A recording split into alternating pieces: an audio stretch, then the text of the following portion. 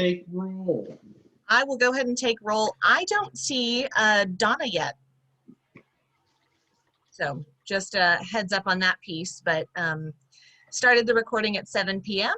and I will start with Chair Daly. Here. Vice Chair Morris. Here. Commissioner Lindemeyer has previously expressed that she will be absent tonight. Commissioner Wang.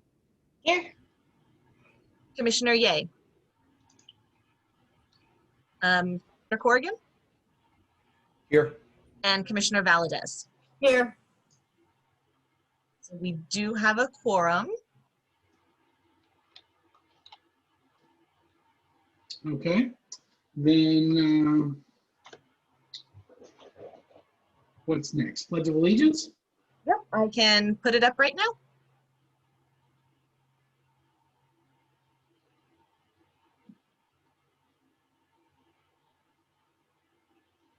I pledge allegiance to the flag of the United States of America and to the republic for which it stands, one nation, under God, indivisible, with liberty and justice for all.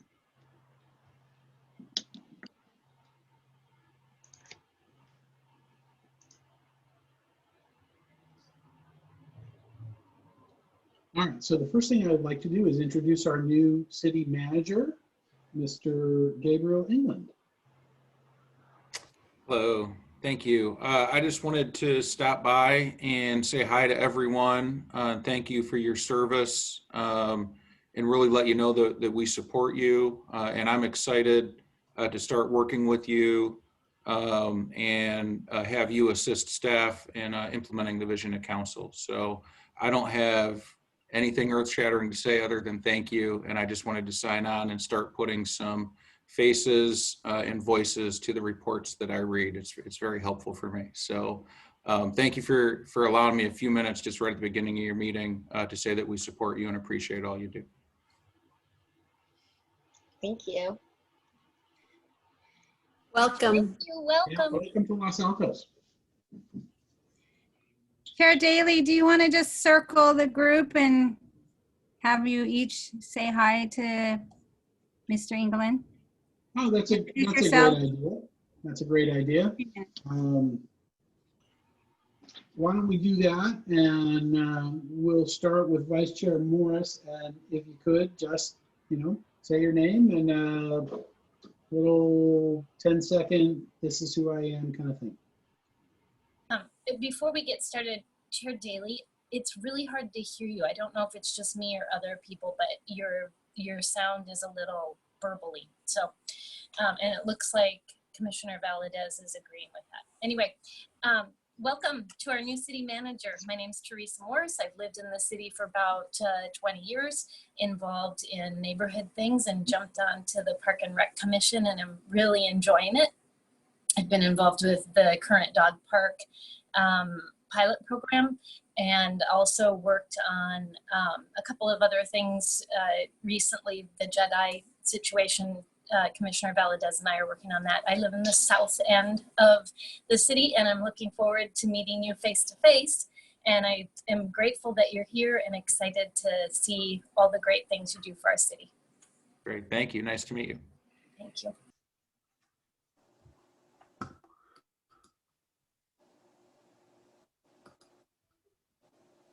I'm trying to fix my sound here. Is that better? Yes. Yes, that's better. No, I can't hear anybody. I've got issues with too many devices. Let's see. I think I've got it all fixed now. Okay. Commissioner Corrigan.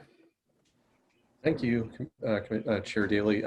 Welcome, City Manager England, to Los Altos.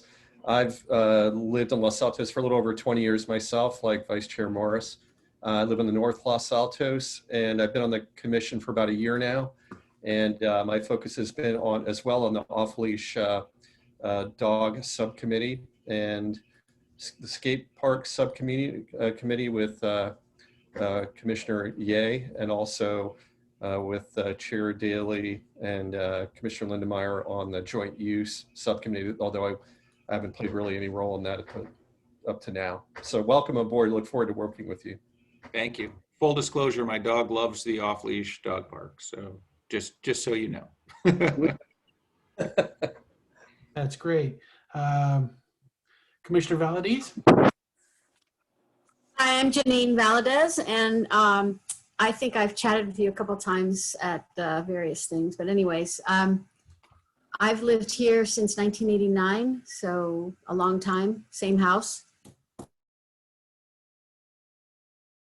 But I'm a newly minted commissioner. I've never served on any commission before. I've done other kind of volunteer work in the city, and I've a lot in youth sports, pretty much my entire time here, across multiple sports. But decided to jump into public service officially, and was fortunate enough to be selected for the commission this last round in January. So a little bit overwhelmed, lots of cool things going on. Everybody's been super supportive. Donna's been amazing. So I very much look forward to my tenure in this role. Commissioner Morris is really helping me establish myself, and as we work together on this park inclusivity project that if you stay around, you'll hear about, and if you don't, you'll read about. It's been a good experience so far, and I look forward to hopefully working with you directly at some point. Thank you for joining. I'm really glad you joined the city. I'm looking forward to what you can do for the city and how you can rally your troops and all the other troops in the city to do good things for Los Altos. Welcome. Thank you. It's nice seeing you again. Commissioner Wang? Hi, my name is Cindy Wang, and I am also a newly minted commissioner. I am also actually new to Los Altos. I've been here for about a year, and I saw an opportunity to sort of get involved in Los Altos, a city that I hope to sort of be at for a long time, and be a long-time resident down the road, but really, kind of establish, kind of residency here and get to know the city and the people. It's been a great experience, so far. A bit of a slow start, just, getting my feet wet and learning the ropes and meeting the folks. But so far, it's been a great experience, and I look forward to working with you and getting to know you. Thank you. Welcome. You've been here a little longer than me, but finally someone close. A year. We're almost. I'm not the newest. That's great. Commissioner Ye? Yeah. How you doing, City Manager England? Welcome to the town. My name's Yang Ye. I was the most recent chair right before Chair Daly. I'm born and raised in Los Altos, and I currently live. I guess that makes sense because I have to live here to be on the commission. And I focus on pretty much whatever I can do to help. So any commissions or subcommittees that don't have a lot of people, I'll join. I'm just here to help. Great. Nice to meet you. You too. So my name is Pete Daly, and I've been on the commission for 3 years. And I guess I've been chairman now for the calendar year for the most part. And it's been a pleasure to serve with all of these folks. Our commission is, in my biased opinion, the most dedicated group of people volunteering for these types of jobs in the city. Now, everybody who serves on every single commission is wonderful, and I'm grateful for all of their service, but I'm particularly fond of this group. Good. I believe it. All right, so public comments on items not on the agenda? At this time, I do not have any requests for public comment for items not on the agenda. We do have 2 attendees, but neither has their hand raised. Got it. All right. And next, we'll take a look at the minutes from the regular meeting of July 14th. Everybody may recall we skipped August. We had our summer break. So has anybody looked at those minutes from July 14th, finding something that needs attention? Vice Chair Morris. At the very end, the only thing I found was in the adjournment section. It says that Chair Lindermeyer did the adjournment. I will correct that. Okay, hearing no other corrections, can I get a motion to approve the minutes with that correction? Yeah, I move that we approve the minutes with that correction. Great, thank you, Commissioner Corrigan. And is there a second? I'll second it. Thank you, Commissioner Wang. All in favor of approving the minutes with that Oh, correction? sorry, Commissioner Morris. I said I would second it. Oh, sorry, Vice Chair Morris. I apologize. I thought, Okay, we Great. fixed it. that's great. So, all in favor of approving the minutes with that correction? Okay, any opposed? All right. So it looks like that was, yes, Commissioner Ye, is your vote to approve or to oppose? I'm going to abstain because I wasn't here. Okay, got it. So we've got 4 to approve and 1 abstention, so that motion will carry.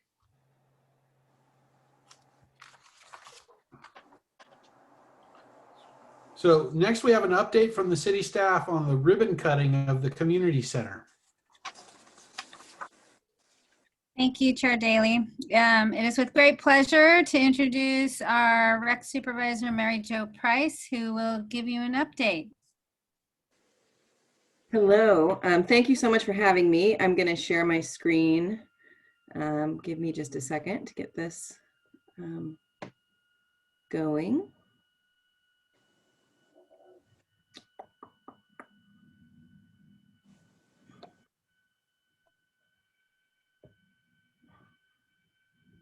Sorry, one second.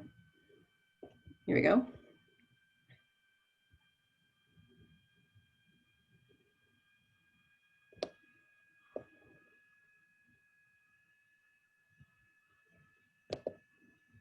Okay.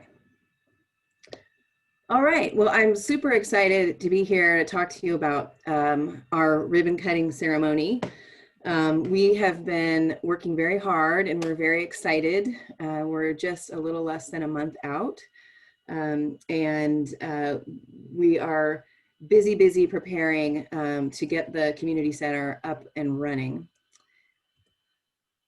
One thing I want to preface this all with is to give you a little bit of history about the process of what we've been going through in preparing for this.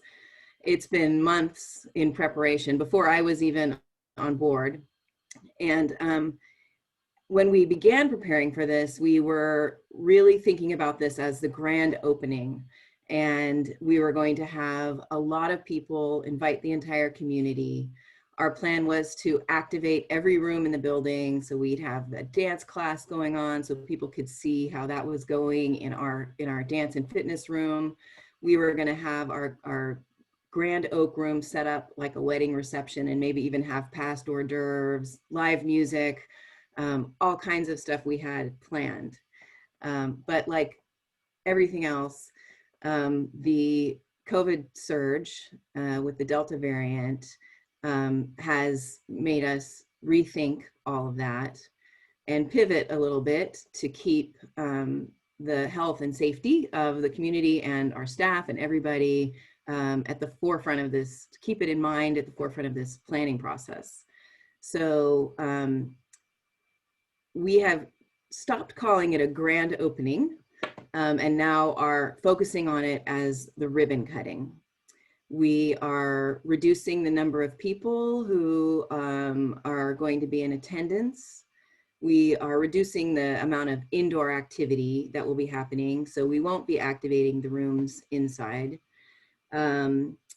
We are adding 2 weeks of tours for the public after the ribbon cutting in order to provide a way for access for the whole community so that they can come and see the community center, since we won't be able to have as many people there on the actual day of the ribbon cutting ceremony.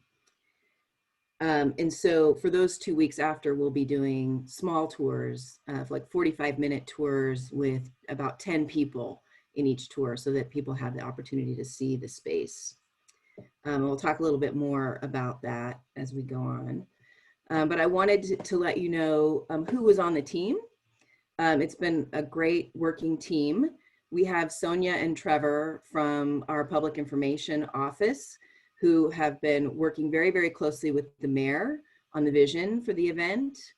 And we also have 2 recreation specialists, Nora and Malcolm, who are working on marketing, really project management, photography and graphic design. And then our leadership team from Park and Rec, of course, Donna, Jamie, Bridget, and myself. So on the marketing side, there is a lot going on. There's a lot of ways that we are planning on letting people know about what's happening.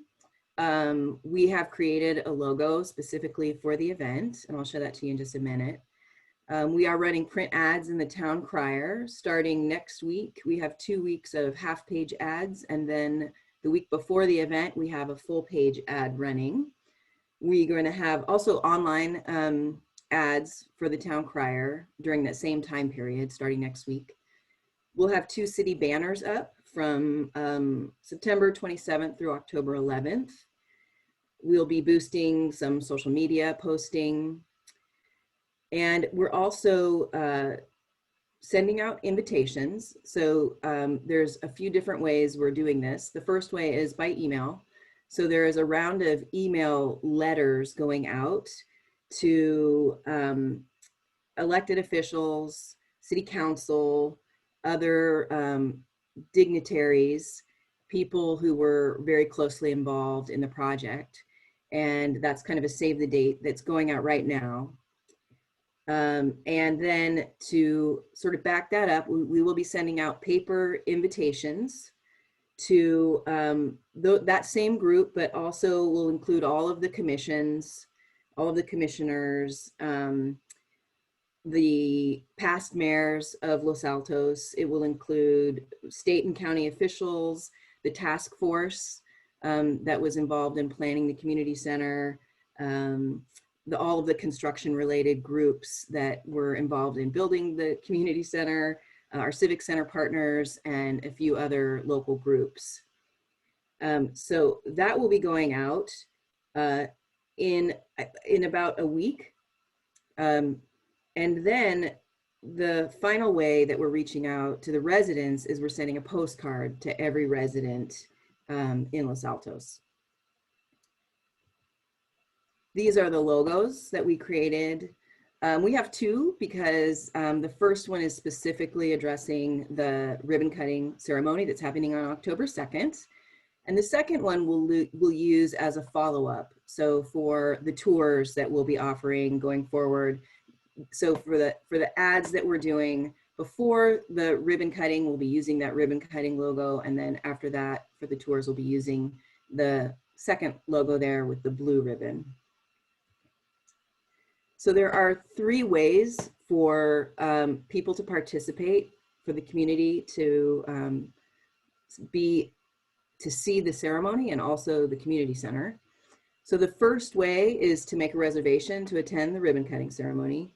So we will have enough reservations for about 100 members of the community to attend, and they can make a reservation online or by phone, and that's going to be managed by the PIO's office, the Public Information Officer's office. The second way is to watch the ceremony live on YouTube. It's really excited. We're going to have it live streamed, and that'll be by KMTV, and everybody can watch that. And then the third way is to sign up for a tour of the community center starting on October 4th, which is the Monday right after the ribbon cutting ceremony. And we'll have signups available online and over the phone, and the recreation front desk staff will be managing this. And we'll be training people from our team and other volunteers to give these tours. It's about a 45-minute tour, like I said, and we'll be limiting them to about 10 people for each tour. This is the postcard we're sending out that will go out to the community. It's going to probably Monday or Tuesday, start hitting mailboxes, and it highlights the 3 ways that people can celebrate with us. They can attend, they can view it on the live stream, or come in for a 45-minute guided tour. So the ribbon cutting ceremony itself, we have 2 masters of ceremonies, Jay Logan and Claudia Coleman. Both of them have been very involved in the sort of public outreach and getting community feedback on the planning for the community center. And so they've both agreed to be our masters of ceremony for the event itself, and we're very excited about that. The program will have we'll start with a welcome from the mayor, and then Gary Hedden, who's the president of the board of directors of the Los Altos History Museum, will talk about the history, sort of pre-new community center, talk about what was there before, talk about the land. And then we'll have a representative from the California Parks and Recreation Society speak. And then we'll have our 2 masters of ceremonies talk a little bit about the community involvement and how this, the new community center came to be. At the beginning, we'll have the national anthem sung by Michael Sacco, who is an alumni of the Los Altos Youth Theater and a Los Altos resident. We'll have a presentation from the Girl Scouts Color Guard. And then at the very end of the ceremony, we'll have a song sung by the Los Altos Youth Theater cast of The Descendants. It's a new show that they're in rehearsal for right now. It's a Disney musical that's based on some Disney movies. And it's a great song all about unity and being together. And so I think it's perfect. We will have some food and beverage where we'll give everybody water, and we'll have some sparkling apricot water available.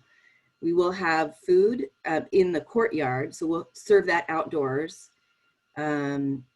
And we're working right now with Robert Heineman from Los Altos Community Investments and the State Street Market on catering options. And we're hoping for packaged food that people can come pick out outside. So then of course there's the ribbon will get cut itself. That will happen, and the mayor will be doing that. And after that, we will invite people to come in, and they'll do self-guided tours throughout the community center. We will have room hosts. So staff and volunteers will be posted in each of the rooms, and they can answer questions about the space, about the community center, and also try to keep our COVID protocols in place. So make sure there aren't too many people in any space at a given time, and make sure that when people are coming inside, they're masked. We will be doing a time capsule, and we're going to have a time capsule activity where people who attend the ribbon cutting and who attend the tours later in the week will have a prompt about, there are 2 prompts that are on the table right now. One of them is about sort of the silver lining of this last year and a half. Like what good has come out of it for you? And then also the second one is, what does this community center mean for you? And we're going to have them write those answers down on cards, and those will be part of the time capsule, which we will bury outside of the community center after we've gone through the process of the couple weeks of tours. And again, we'll have food outside in the courtyard that people can enjoy. There'll be music playing, recorded music throughout the community center. And everybody is going to get a gift bag. It's a custom reusable gift bag that will have our new logo, the logo for the community center grand ribbon cutting on it, and a Los Altos branded face mask, a brochure about the facilities. The community center will be highlighted, but it will also include information about our other facilities and a souvenir cookie.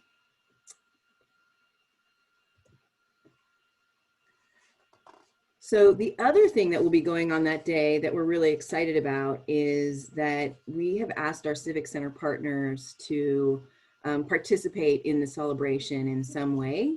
And so the Los Altos Library will be, they will have their Go-Go Biblio, which is their mobile book, their bookmobile, will be in their parking lot, and they'll have family activities happening around the Go-Go Biblio and also at tables in their parking lot. They're also going to do a kind of Civic Center scavenger hunt to give families something fun to do and get facts and information about the Civic Center area. The Friends of the Library will be having their book sale in the Los Altos Youth Center that day. The museum is going to be opening a new show that it's works of Art Ventures, which is a group that comes out of our 50+ program. And they did some work that was focused on the apricot orchards, and they did some art in response to that. And so they're opening that show on that day. The stage company, obviously we're gonna have 2 performances during the ceremony by the stage company. And then the Los Altos Community Foundation on the few days after the actual ribbon cutting, they are going to have an event for their board and come over and do a tour. So we're going to touch all of those Civic Center partners in some way, either on the day of the event or shortly after. And how you all can help us. We know you want to help us, so we would be happy to have you volunteer on the day. If you'd like to help us with tours, we can train you on giving tours of the facility, and that can be you could be in one of the rooms on the day of the event, and or give tours the couple weeks after. And we also would love for you to just promote the ribbon cutting ceremony with your networks. We will not be officially opening the community center until October 4th.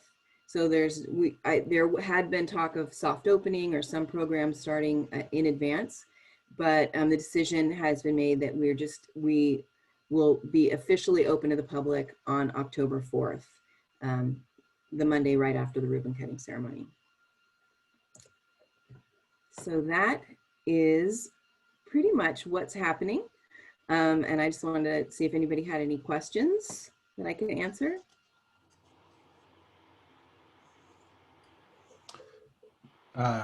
Commissioner Valadez. Hello, I have 2 questions. Yeah. Thank you for the presentation. It was the interiors are absolutely gorgeous. They were quite distracting from the work on your files.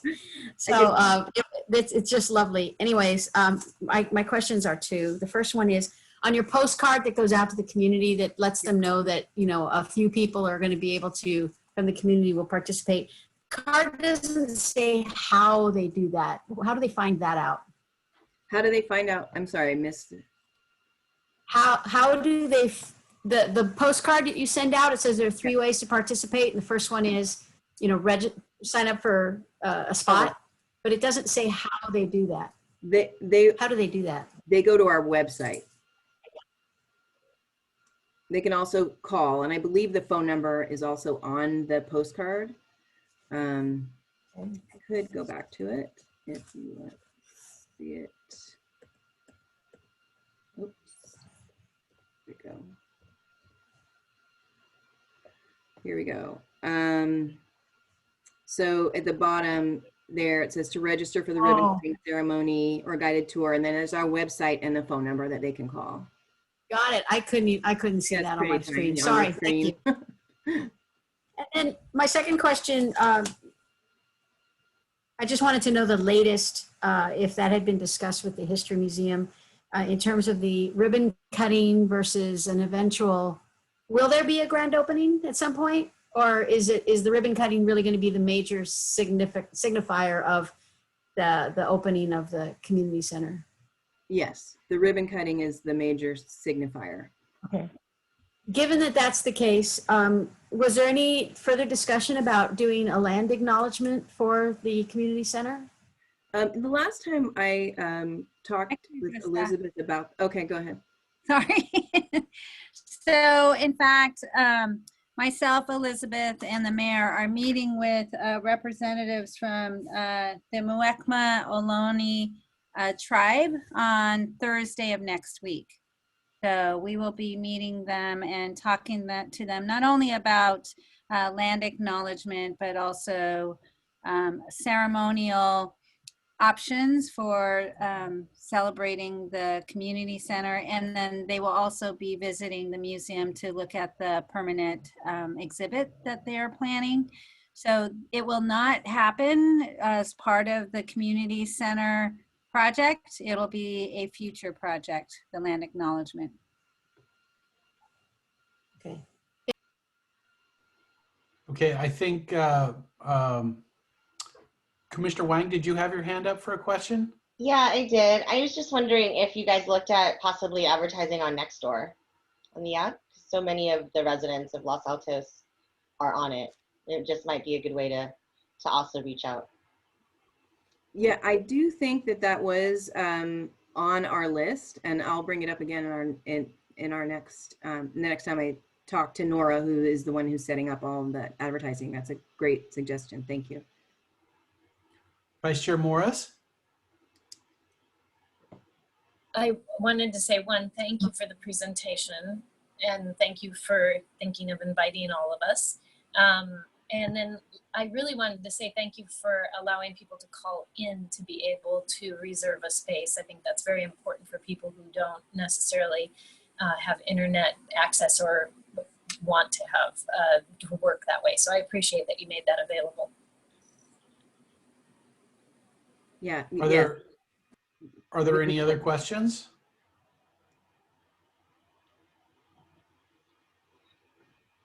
Okay. Well, thank you very much. Yeah, thank you so much. Mary Jo. Mm-hmm. And we also follow up with an email in terms of volunteering to be our tour guides. Wonderful. That's a great idea, Donna. Okay. So the next item on the agenda is an inclusive park assessment. This is something that Vice Chair Morris and Commissioner Valadez have been working on for some time. They've put a lot of effort into this. It's a great report. And that said, I will go ahead and give them the floor rather. Okay. I'm going to kick off the presentation, and then Commissioner Morris will finish off the presentation. So I'm going to share my screen to get started. Give me a moment.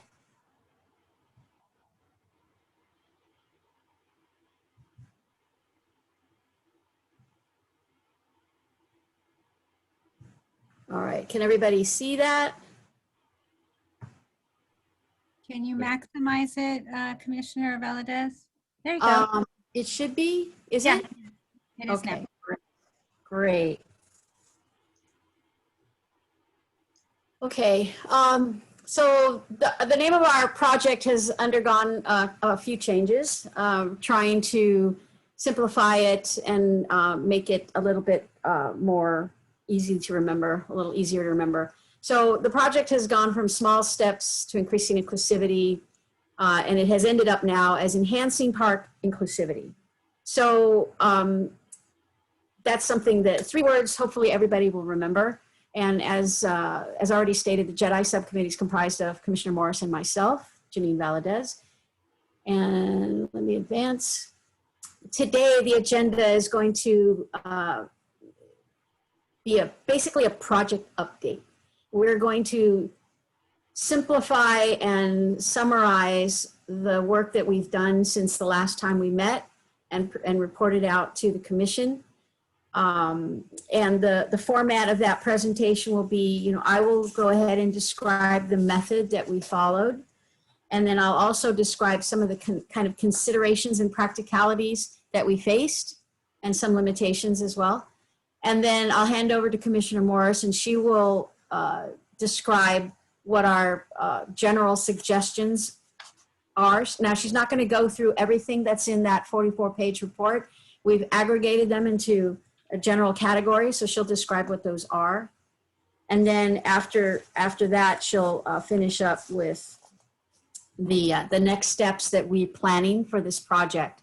In terms of scope of today's meeting, we invite you to ask any questions along the way. We don't want you to save them for the end, but for the sake of time, if something seems to be taking long, we may ask you to wrap it up, or we may defer to a discussion after the presentation so that we make sure we get through the whole presentation.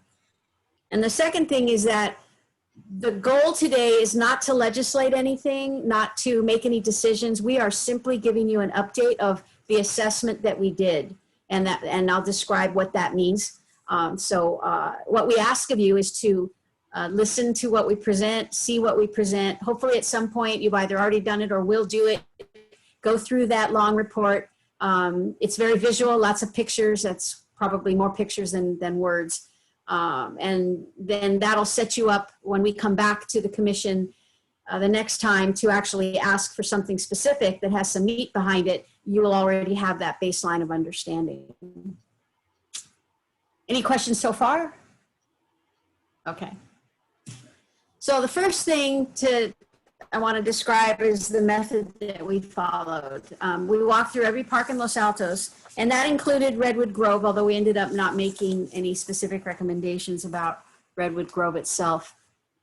We did walk through every park, and we had some ad hoc and non-statistical interaction with visitors, just asking people that were using the park various questions. In one case, we ran into somebody that spoke with us for quite a while. But certainly only influenced us qualitatively. We did not take any data or measurements from that. We also noted in our report every park's general features and the nature of the surfaces, the amount of shade, the amount of sound that might be there, the existing structures, the way they're laid out, the age groups. And I'm confident that the city already has all this information, but it was just good for us to be able to put it into one document and summarize it so that we could have a baseline from which to make our suggestions eventually. We also compiled maps and photos for each park, starting from Google Earth and then drilling down on actual photos taken during the tour. And those photos have been altered with various notes and arrows and circles to highlight features and qualitative attributes that we noted. Throughout this assessment, we're thinking about, we understand that our parks are compliant, ADA. We understand that our parks have been certified in terms of public safety. But what we're doing, we're looking through a lens of going beyond that. How can we further enhance inclusivity and access to the park for people that of all abilities? And so that's where we were coming from. And after reviewing the Landscape Structures Incorporated catalog, and this is the company that has, for the most part, provided virtually all of our existing playground structures and features. We use that to inform the various suggestions that we made. And both Commissioner Morris and I have also attended the California Parks and Rec conference, where we attended various seminars, and we're also exposed to other manufacturers and other state-of-the-art, if you will, in the realm of inclusive features in parks. And it's not always about play structures. It can be about seating, about shade, about access, pathways, etc. So I'm going to jump through the bullets because I kind of trying to get fast here. Any questions? Okay. Now, in terms of some considerations, I want to make sure this is a brainstorm compilation, so we did not consider things that will become constraints later, such as end of life of the targets that we're trying to change, the suitability of our solutions, the compatibility. We certainly have not done any community input other than the very few conversations we had with visitors to the parks. And by the way, all the people with whom we spoke were adults. We did not take occasion to talk to any kids or any youth that were about. We certainly did not consider cost yet. That's going to be the next step, which Commissioner Morris will describe. Furthermore, our assessments are qualitative and subjective. We didn't have a tape measure. We are not aware of infrastructure requirements in terms of stability and mobility of items. So it is purely qualitative and subjective. Our focus, and this is going to sound like a little confusing, I think, but hopefully I'll make it clear. Our focus was on increasing inclusivity for those who actually use the park features. It was not, we did not look through a lens of those who may have disabilities that are custodians of users of park features. It's a fine distinction that it does in fact come to bear in terms of how much focus we placed on things to be used versus really focusing on access for custodians. If I could give a very simple example, our focus was more on the child or the adult that used the thing, whether it was a bench or a table or a structure, an activity structure, versus a parent that's in a wheelchair that has a child who does not have a disability, but the parent has to get out to the middle of the area to go ahead and give their child some access or to get help to lift the child up. We did not focus through that lens. I hope I've made myself clear. Does anybody not understand what I was trying to explain there? Okay. And then ultimately, our suggestions all aim to enhance user experiences across all ages and abilities. And this is very key because it's very much the state of the industry in this area that with very few exceptions, inclusive features, again, whether it's a slide or whether it's a swing or whether it's a bench or whether it's a table, they can be used by anybody, including those that do not have disabilities or do not need help. And so they do in fact enhance everybody's access and use of the features of a park. It just allows everybody to blend in and to play or to rest or to do whatever they want to do. Okay, so now moving on, I'm going to hand it over to Commissioner Morris. Thank you, I appreciate that. So again, the goal tonight is to give you an update of where we are, what we've been looking at, and certainly your feedback if you have any concerns or information that you think we need to know would be helpful. We thought it would be good to just kind of keep you in the loop so you're aware of what's going ahead. So some of the changes that we came up with are to add shade. There seems to be a lack of shade in a lot of the parks, and with trees being small in some locations, that's one thing that we'd like to focus on, is getting a little more shade to make it a more comfortable experience for people when they're at our parks, and certainly so that it's tolerable for people if they have difficulty with being in the sun for long periods of time. We noticed that there were tables that were lovely to sit at and some game tables that were available in different locations, but the access to them wasn't as smooth as we'd like it to be. So thinking, we'd like to move ahead with that potential suggestion as well. Next slide. Build community.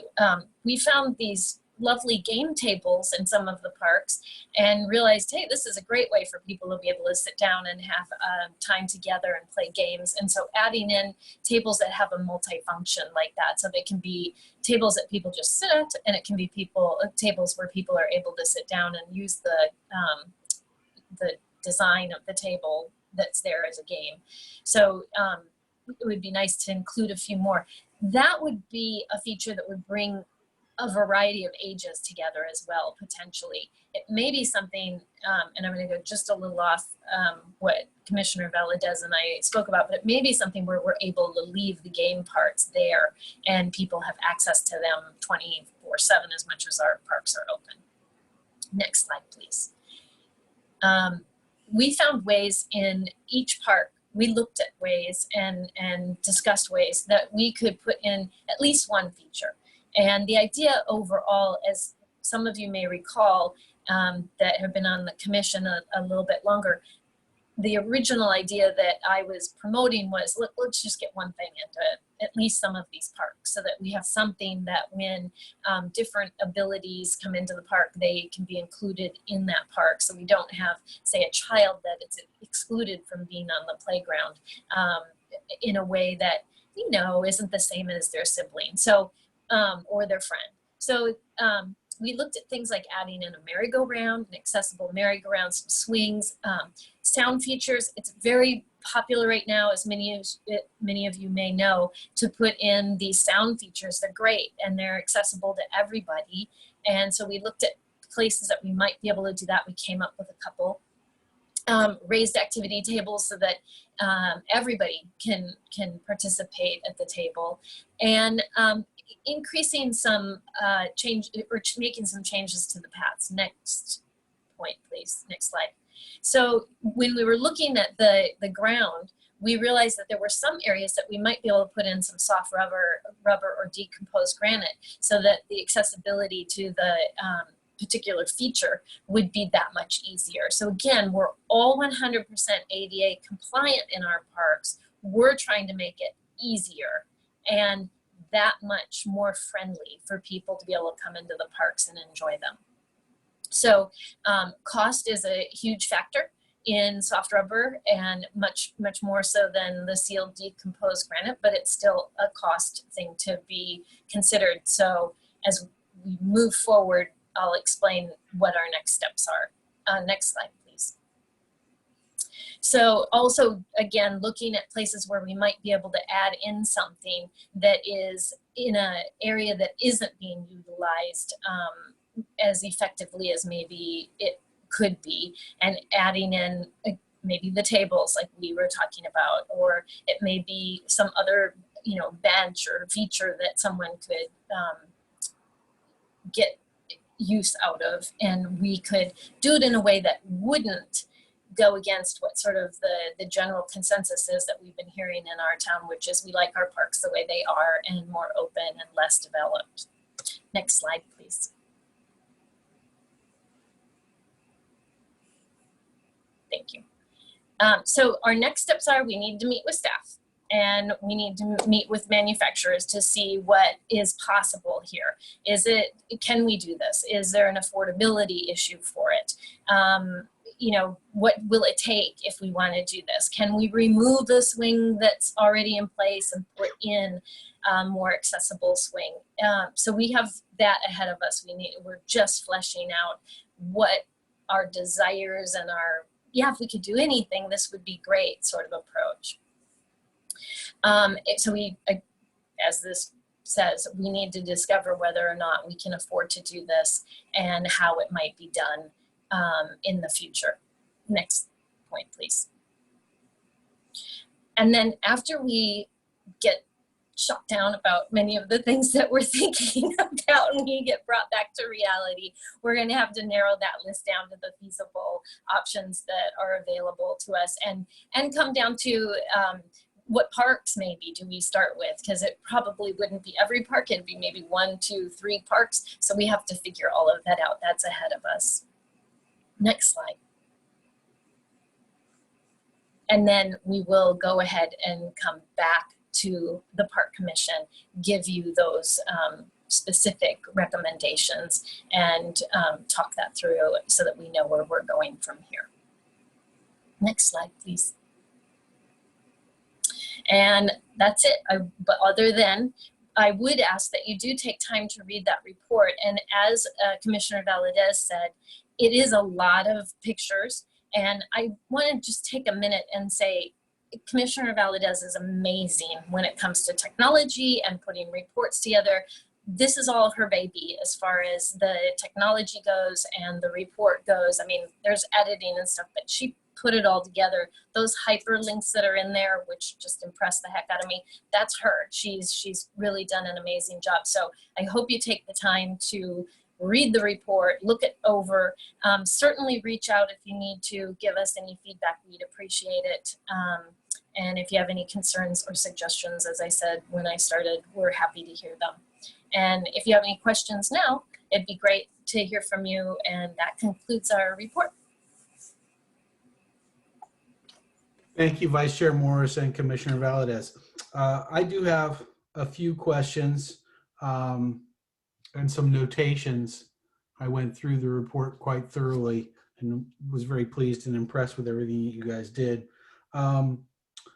First, I would note the dates that you visited the parks. We have 13 parks. You visited them, a subset of each of the, a subset, I assume, on July 28th, August 4th, and August 17th. And I would, I guess, note that that it's hot, right? You know, and I think that's reflected in the emphasis on perhaps needing some more shade in those parks. But I wonder if you had visited those parks on, you know, March 28th and April 4th and April 17th, would it be the same? Were those hot days that you guys went? Commissioner Valadez? I was just going to say that, yes, they were, but they weren't the hottest days.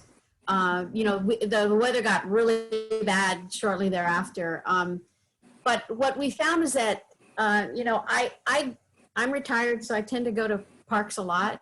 And what I find is that while the babies may go all day long because caregivers take them, and then perhaps some independent adults will go and seek respite in parks, and lunch workers from the city will go over to Village Park a lot in the middle of the day, throughout the day. The after school hours when we attended, there are a lot of kids. And so that is kind of a all year round, it's going to be a high volume time of day. Now we did not visit on weekends. Commissioner Morris did make the comment because she's very familiar with several of the parks, and I'll let her make comments about what she thought would happen on weekends. But yeah, you're right. It was warm, but then again, it's after school hours, so. I appreciate that you pointed that out to us, Chair Daly. I would say one of the days was not that hot, and we were there at different times of the day. There was one day where it was like, okay, we're just going to stand in the shade. What Commissioner Valadez was just saying is, what we saw is that people gravitated towards the shade. People didn't really want to be standing in the sun at all. And so there were a couple playgrounds where there were children around, but they just avoided the playground completely because it was full sun. So it will be interesting, and I will make a point of going and looking at the playgrounds when it's not a hot sunny day once we get past this weather we're in. But I think this is everywhere. Most people avoid the hot sun unless it's a freezing cold day and they are trying to warm up like a lizard in the sun. So a good point. Thank you. So also I noted that in the recommendations for Hillview, you mentioned potentially using no-mow grass. Are you familiar with no-mow grasses? I'm very familiar with a no-mow fescue and have it in my yard because it doesn't require very much water. But I would just say you can't have it in a traffic area, right? It can't be trampled. You know, it's no-mow and it grows to be, you know, calf high, and it's ornamental. It's not for a traffic area. There are some that take traffic, and one would have to find that. There are definitely styles that can be walked on, but ground again, cover good that point. is, yes. Good point. You know, that drought they're tolerant not ground cover. So we might change that to drought tolerant ground cover suitable for traffic areas or something like that. Yes, but we do have no-mow grasses that can be walked on. So there are some that Right, they would be grow low. considered a drought tolerant ground cover suitable for traffic area. And some of it might not be grass, some of it could be Sure. So we can add other in types or flora. drought tolerant ground cover. Yeah. Exactly. Yeah. I think we have an opportunity to actually do more here than you know, eat the elephant one bite at a time. I would really like to see us vote on a recommendation that the council add something meaningful to our CIP plan, to our capital and infrastructure plan. And we could, for example, ask staff to go back and cost out pour in place for all 13 parks, or whichever, you know, of the 13 parks have play structures that are currently surrounded by tan bark or sand or whatever alternatives to pour in place there are. And that would immediately enhance the accessibility to all of those parks. I think it'd be quite a feather in our cap to accomplish that, and have the additional benefit of reducing OpEx for city staff, for maintenance, for Manny's group. And then I think in addition, I noticed that you made specific reference to only one handicapped accessible table that I could see, and that was in a corner, that was in Veterans Corner. And I think we should have at least one of those tables in every single one of our parks, frankly. Yeah, and I think that it's, I think also that it makes more sense from a purchasing standpoint and from a budgetary standpoint to go after, you know, a volume purchase rather than one-off here and there and just do it through, you know, maintenance or replacement. And so what I would really like to see us do is give staff the direction to come back with costs on a couple of items like that are pretty meaningful improvements across our park infrastructure, and then see if we could get consensus behind that and send it over to council and say, hey, we recommend you add this to the CIP. Vice Chair Morris. So I'm in complete agreement with your ideas of ask for more and raise the expectations. I think the thing to understand here is this is just preliminary. We haven't met with staff, so asking them to do anything when we haven't made any recommendations or had a discussion with them is, in my opinion, premature. And I would also add, we did put in a number of places for tables, and I think your point of having more tables is great. We have in the report, if my recollection is correct, making sure that there are tables that are more accessible in every single park. So there are some ways to do it in a subtle manner, you know, that don't require just ripping everything out. There are some tables that just need a little tweak here and there perhaps, and then it'll just make it that much better. So so I think we looked at all of those in the parks, and, you know, for each and every park, that was one thing we considered in every single park. Yeah, again, I think staff probably has a desire to do this in a concerted and planned way, based on conversations that I've had with staff. Commissioner Valadez. What I was going to say is on to your point of, you know, having a CIP project that just uniformly goes in and puts poured in place rubber surfaces on all the playgrounds. You know, that would be terrific.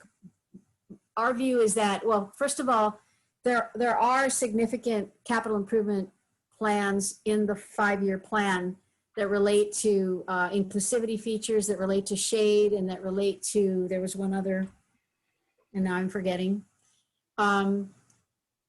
And those, I would imagine, are substantial monetary amounts. I don't recall what they are in the actual spreadsheet right now.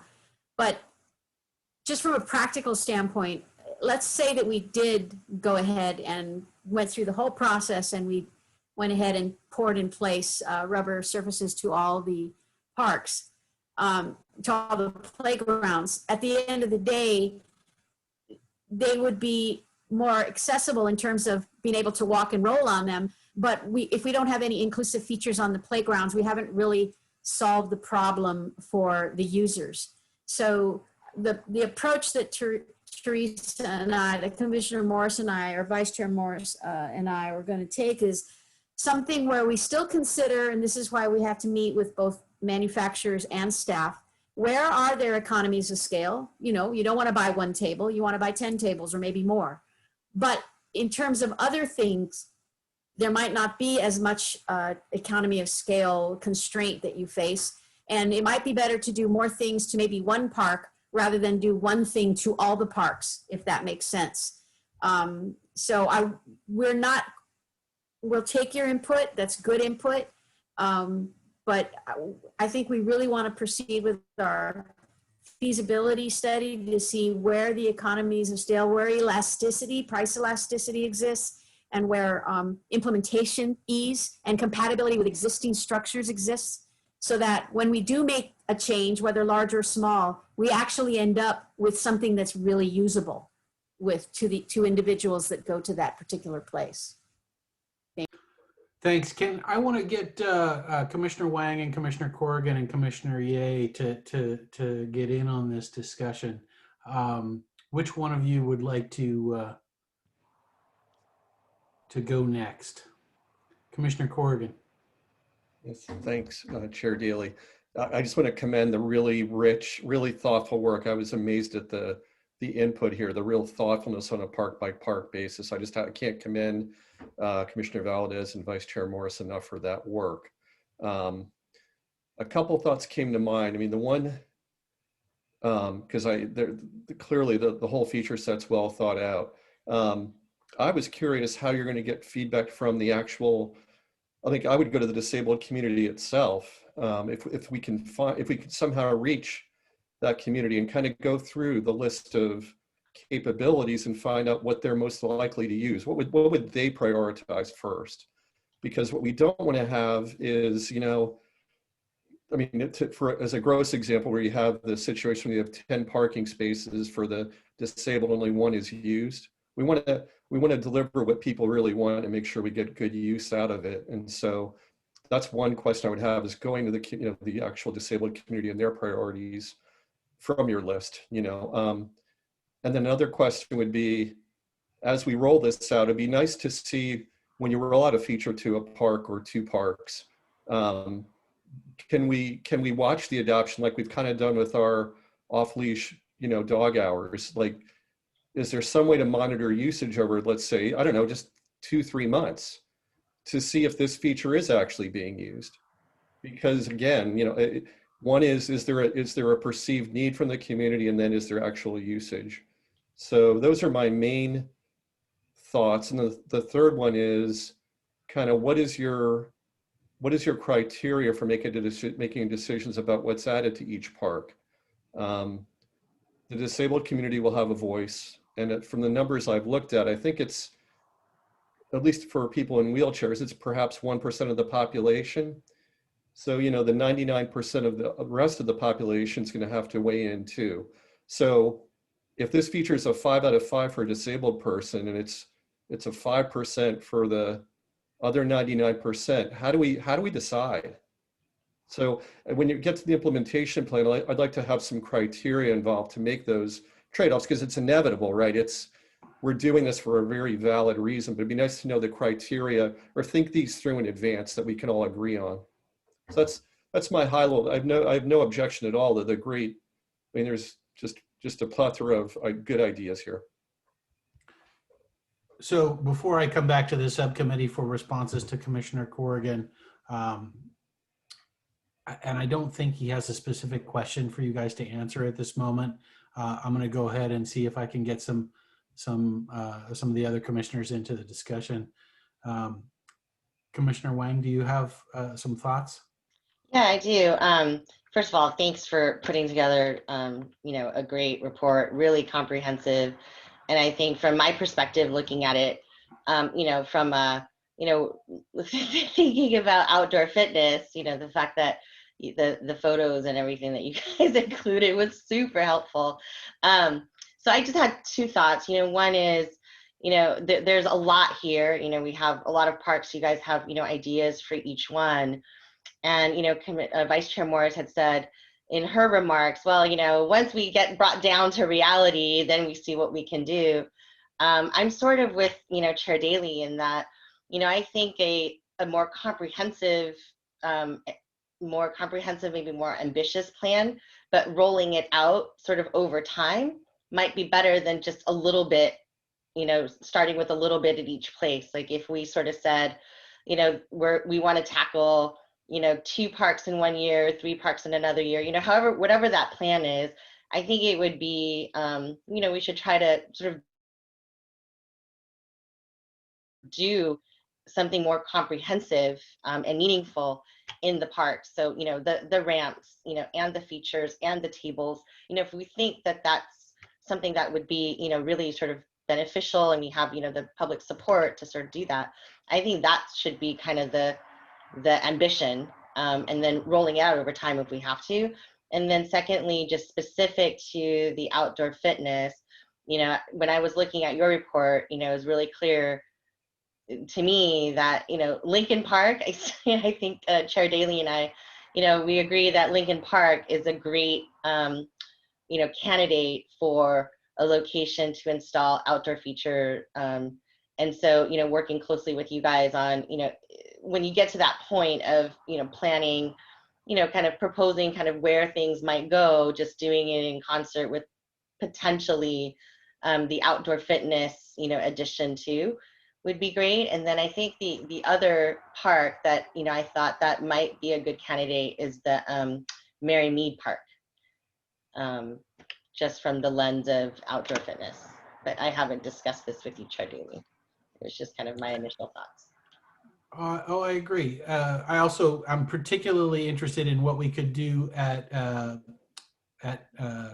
where's it, Mackenzie, because the front portion of that park is used by the rehabilitation clinic that's immediately adjacent. And I would suspect if you did nothing more than an eyeball survey of which parks in our town you see the most people in wheelchairs in, or if you see the most people who are, sort of dealing with ambulatory challenges, that would be far and away the one where you would see the most of, the majority of users that fit that profile.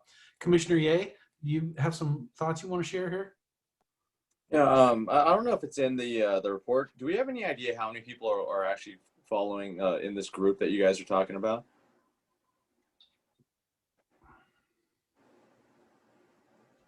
Commissioner Valadez, you want to go ahead? Do you have? We do not. We don't have any demographics data at this point, unless somebody else in the commission knows. We did not ask for that at this time. We don't know how we would get it. We'd have to find that out. Maybe do through our community outreach, find out how large that community is. Okay, it's more just a kind of I don't know if we want to jump the gun on something like this. So for example, during the dog park thing, if there were 7 dogs in Los Altos, I don't know if we really needed to do that. Okay. So for this, it would be helpful to know what the actual community that we would be serving would be. Because again, it's not to serve the Bay Area, it's supposed to serve Los Altos. So if we have certain numbers, if there's 99% of Los Altos is handicapped, this seems to be a pressing issue for us. And we might want to extend it to all parks. But if it's a small amount, maybe we can try it with 1 park. Again, I don't know because I don't know the numbers, and I don't see very many. So I'm just wondering if you guys knew that. We don't have that data, but I'll tell you this: if we under-index on people who need accessible parks, then we're not doing a good enough job welcoming those people into our community, and we should do more to bring them in. I don't think the status quo, the data for the status quo can be a justification for not making improvements. Vice Chair Morris. I just wanted to give a little more input because we didn't include this in our report. What we're looking at is much larger scale when each park is redone. So each park that gets redone ought to be looked at with this lens applied to it. So that will be a really big deal as we move forward to make the parks as welcoming to everybody that we possibly can. So I think that's really important to know. In my opinion, and having been on the commission for a while and lived in this town for a while, it's crucial in my mind that we not leave anybody out. So it's heartbreaking to be at a park and see everybody running and playing and one little one isn't able to. That is, in my mind, inexcusable. That if we can do something, we have an obligation to do that. So that's what motivates me in being on this committee, this subcommittee. It's a very important and dear to my heart thing. It's also not that big of a deal. Each piece of equipment that we're looking at, every single table, every single adjustment that we're looking at is usable by anybody. It just expands the usability in a way that makes it available and accessible to people who have a slightly different way of moving and working in the world than the rest of us do. And if you don't live in those bodies, you don't understand how excluded you can feel when you go someplace. So again, it's an obligation, in my opinion, in an area that we live in with the money that we have in our area to figure out how to bring these features in. And if we only bring one thing, that one thing may be the swing that I've been talking about for the last couple of years. That swing can be used by anybody. It doesn't matter. It's just a swing that you strap a kid into. If they need to be strapped in, you don't strap them in if they don't need to. Any kid can jump on it and use it, but any kid that can't jump on it can be put in it secured into it and then will not fall out of it and can enjoy the joy of being able to swing like everybody else can. So that's what's motivating the report that we're sharing with you. That's why we're saying, let's just get something started here, anything. And then as we do our parks plan, as we redo our parks, for example, Grant Park or any other park that may come up, let's do it in a way that we're making it better for everybody. We're supposed to be making life better in our park, so let's do it. The other thing is, just to circle back about the ground, I understand that pourable rubber is very expensive. The other thing is, my concern with it is there is off-gassing. It is rubber, it's recycled rubber, it can be recycled again. But it doesn't totally fit the style of Los Altos. Typically, there's a lot of natural elements to Los Altos, including bark. Those two things can work really well together, and you might want to go look at the more recently redone little orchard park downtown. I'm forgetting the name of the not Tiny Tot Park, but the one that's by the Lacey building, and take a look at that. And they've done a nice job with incorporating those two pieces, and that will help you understand why we're suggesting what we're suggesting as a get started thing. So, and as far as criteria goes, we can work on that and have a little more criteria. It was more when we looked at the parks, we just went in and said, what can we do in this park that's easy, probably won't cost an arm and a leg, and would probably not be objectionable or take something away from the community that's already there that the community's enjoying. So those were kind of our main criteria as we went from park to park. Great. So hang on one second, please, Commissioner Valadez. Here's what we need to do. We need to accept the report, which will take a motion, a second, and a vote. And we need to identify next steps. And if the subcommittee doesn't have a specific ask with regard to next steps, then I may have a suggestion, or I would actually like to bring in Donna and have her comment on it. But first, can I get a motion to accept the report of the subcommittee? Commissioner Corrigan. I just wanted a clarifying question. What does it mean to accept the report? Because does It it just mean that means it goes into the record. It's already in the record insofar as it's been attached to the materials that we discussed tonight, but it's customary to accept a report formally. Okay, there's no implication of decisions made or anything of No, that nature? no. There would be an implication if we rejected the report. Okay, thank you. So can I get a motion to accept the report, please? Commissioner Wang. All right, so moved. Do I have a second? I'll second it. All right, all those in favor of accepting the report? All right, that's unanimous amongst the commissioners present. Thank you. So next steps. Subcommittee, do you have a specific ask?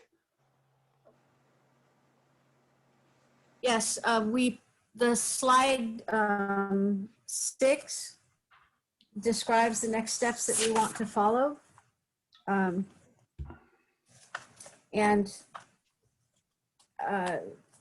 think they pretty much speak for themselves. But if you'd like, we could read them again. Basically, we want to meet with staff and the playground manufacturers because they're both very familiar with our current, current installations and their end of life, their state of maintenance, their adaptability to expansion or change, and then come up with several scenarios and then narrow that list down to some feasible near-term opportunities. I want to make a comment, if I may, Commissioner Daly. Yeah. Okay, which is, I view this project as it is not our CIP plan. It does not embody our CIP plan, nor is it intended to accelerate the CIP plan. I'm speaking for Commissioner Morris here, but I'm going to assume that we're in alignment in terms of the words I'm going to use here. I see this as a strategic taste of what our eventual inclusive parks can completely look like. I want us, I think that by going through this process that we're describing, we come up with a few implementations.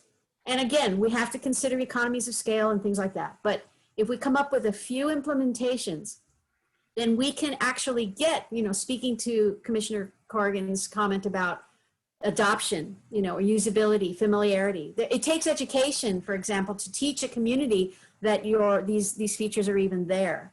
It takes outreach to encourage people that could benefit from these features to really come out and use them, because whether they're shy or they believe that they're not welcomed, or for whatever reason they may not, even though they might be there. So we believe that by putting out a few things that don't disrupt the CIP plan, but still demonstrate our commitment to this kind of inclusivity, this enhanced inclusivity, that we will educate the community as to their benefits and to the fact that they're not, it's not something just for the 1%. It's for everybody, whether they're physically using them or whether the kids or the adults or the elders just get used to seeing them and understand that we're all in this together. So I see this project as something that is, in fact, not as expansive as Commissioner Wang suggested, which would be wonderful, but I see it as a strategic taste of the eventual CIP implementation.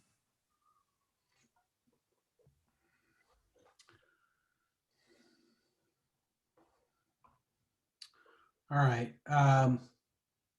I'm concerned about having the subcommittee meet with staff and playground manufacturers to assess options and feasibility and costs. I think that when staff has a discrete objective, they're very good at gathering that information and coming back and saying, this is what this objective will cost. But when we don't have a discrete objective, we are going to consume cycles of staff time that may not move us forward. Vice Chair Morris, you have your hand up. We don't actually have an ask. The whole idea was to give the presentation, and it was done in a more formal way than some of the other subcommittees might give a presentation. And we've met with Donna already, and the agreement was, unless something has changed, that we would meet with the manufacturer, and she asked that she be involved in that meeting. So we're fine meeting with the manufacturer with or without staff. And so if staff feels that they don't have the time to spend, we can certainly move forward. We aren't doing anything different than any other subcommittee is doing. We're simply trying to get to the end report where we make a recommendation. So forgive us if this was too formal of a report and is confusing, but we're basically updating you to as where we are as a subcommittee. And we will work with Donna, who will tell us whether or not we're going to be talking to staff or not talking with staff. But to my knowledge, we're meeting with the manufacturers next, and then we will be, if Donna's included, she's included. And if staff at that point wants to say there's no way and heck you're going to be able to do this, or we need to come back and get permission to have staff work on that, then that's fine. And if they need to take what we recommend and distill it down and say whether or not it's possible, that's perfectly fine too. So it'll be like, you know, the dog park subcommittee report that we'll be presenting soon, and where, you know, then we'll talk about it as a commission. That's how I see it. But our next step, there is no ask for this. It's simply to just say, hey, this is what we're doing. But if, of course, if you have concerns, and I really appreciate the feedback that we've gotten tonight, and we'll incorporate that in as we move forward, and certainly not waste staff's time. And so we'll let our leader, our fearless rec leader, director, guide us, if that's okay, with the rest of the commission, the way that you guys will be doing that for all your subcommittees as well, I'm sure. Commissioner Ye? What does it mean meet with the manufacturers? So if you'd like, I can expand. So of the 11 park structures or playground structures that the city has, they all were installed and created by Landscape Structures. Mm. So it's, some cities use one manufacturer, some use a variety, and the advantage of using one is you can exchange parts and bolts, and so you don't have to wait 8 to 10 weeks and close a playground while you're waiting for a piece to come in. And so we have a small inventory of common pieces that MSC keeps, and just, you know, with our inspections, repair as we go. So we have a contact with Landscape Structures, because when we go and order parts, there are contacts, and I introduced this concept to them, and they said what they felt would be valuable was to have a meeting, not only to talk about possible additions to the existing playgrounds, but also to bring in their ADA specialist. And so they may have other features and a different perspective to add to the discussion. So while Commissioner Morris or Vice Chair Morris had indicated that they would meet with them, it's our policy that we would be there. They could not be there, and we could be there and, you know, take the information. But we don't have a problem with them being there with us. But again, so Manny Hernandez, who's the Director of Maintenance Services, this type of project falls under his jurisdiction. And of course, as with many of the projects, it's sort of a collaboration between recreation and between park maintenance. And so he was unable to be here tonight, but he did share with me some of his perspectives if you would like me to share them with you. Okay? Please do. Okay. So he, again, just what everybody has been reiterating, is very impressed with the research and the time that was spent in collecting this information. So thank you on his behalf. What he is recommending is that we replace all playground surfacing with pour in place.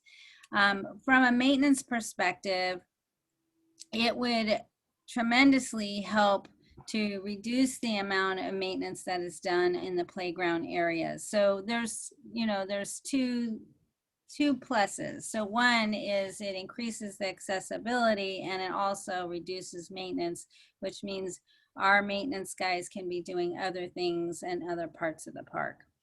And then his second recommendation is to include shade recommendations in the pour in place project or accessible,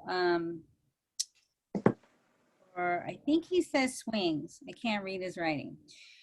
And so he's definitely supports the shade as the second priority, and then do A and B as separate projects over 2 years. That's his recommendation. And then as far as next steps, he recommends getting an estimate of cost. So that part of that is meeting with not only the manufacturer, but also depending on what kind of project it is, it may include an architect, a landscape architect. So to acquire the cost estimate and then create a CIP for use, for using park and lieu funds, and then to schedule the CIP in which year that we want to get the project done. So that's the input from Mr. Hernandez. So based on the feedback from staff, and I'm going to include in that discussion of economy of scale purchasing for tables, I'm going to make the following motion. I move that we ask staff to get cost estimates to do pour in place for the 13 parks, to do some supplementation of shade where appropriate, and an inclusive swing or more where appropriate, and 13 accessible tables. And that staff come back to us with that cost figure and for us to consider. Commissioner Ye. Yeah, this goes along the lines of what we've been talking about over the past few years about Los Altos kind of being a target to get ripped off. The staff could do whatever they want, but I just want to interject that it might be helpful from getting the best price if Landscape Structures also knew that we were speaking with Burke and Greenfields and the other companies, because that you know, Northern California sales regional person is now going to know that they don't have like Los Altos kind of tied to him. And if we do that, I guarantee we'll get a better price, even if you guys want to keep Landscape Structures for the reasons that you articulated earlier. But just let that salesperson know that we're not stuck with them, because Landscape Structures is not even known for ADA. That's Burke. So whatever it is, you know, you guys can do whatever. And also next week, the NRPA shows in Nashville, and our booth is next to Landscape Structures. So I know that all those guys are over there for that show. Commissioner Corrigan. I don't have any objection to getting bids and quotes, but I feel like we're pushing forward pretty fast. Maybe I'm wrong, maybe, but my core question is, like with this pour in place, I have no disagreement with both cost and accessibility. The question is, do people want it? I don't know, because I can remember when I came to Los Altos and Shout Park, and they made changes to that park to make them safer. And I know a lot of people were not happy with those changes. They're a lot safer, but they're not as much fun for kids anymore. So I want to make sure whenever we make the decision to do that investment for pour in place, that we get some feedback that people in those parks do want that. Versus wood fill, it might be a no-brainer. I really have no clue. So I just think we're jumping. I mean, I'm just surprised how quick it seems to be pushing. Commissioner Corrigan. It would be jumping the gun to try and get public feedback right now. Okay, we will get public feedback before anything like this is done. But the first thing we need to do is understand the costs. And I agree with Commissioner Ye that we should have that I would hope that staff would get costs from more than one vendor. that's the type of question that we can come back to staff with when they present their report, and we challenge it, and we can give them our we can express our hopes now in advance that they will do that. But at the end of the day, it's their job to do that, right? It's not our job to do that. It's our job to question that process to a certain extent. And then once we have a cost and a specific set of planned objectives, we can then get feedback from the public. And I assure you, before council votes to approve a modification to the CIP, there would be ample opportunity for public input on that. Yes, Commissioner Corrigan. Well, my only comment on that is whenever you design a product, you talk to the market first. So that's all fine, but you could go down a path of spending a lot of time over designing or prioritizing something, going out and getting bids, and then people go back to the community and say, why did you even talk about this? So you can, I have no objection to people doing that work, but that's a good point. That's a good point. Yeah, I just want to follow up on Commissioner Corrigan's point. If my take, and granted I could be very wrong, is that if we ask the city or the city's residents whether we want to do this, it's going to be a resounding no.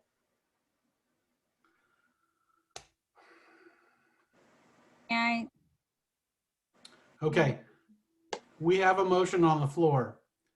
The motion is that we direct staff to go cost a project for increasing the accessibility of our parks, including pour-in-place, tables, shade, and potentially some swings. Is there a second for that motion or a friendly amendment to that motion? All right, that motion dies for lack of a second. Vice Chair Morris.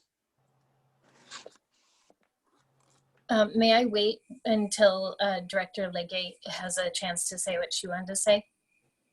Yeah. Okay. Thank you, Vice Chair Morris. The only thing I wanted to add was obviously landscape structures doesn't supply our picnic tables, right? So landscape structures are specific to playground equipment. If they don't have the handicap swing, then we would go out to bid to the various other companies to get the best cost and best functionality or fit for our particular park or playground. So I just wanted to make that clear. We could bid out the handicap tables, we can bid out the shade. So we just would need to come up with the scope of work that we would bid. So we're really we're really not even tied in with landscape structures. As I was talking to Manny, he said, you know, there was an example of the work that the commissioners did where there was a lot of open space and we could buy a particular play feature to put into that space. It doesn't have to be landscape structures. He's open to venturing out, but we just want to minimize the number of different manufacturers. We do know that there's a lot of competition and there are some companies that offer a lot more exciting things than others. So that's a given.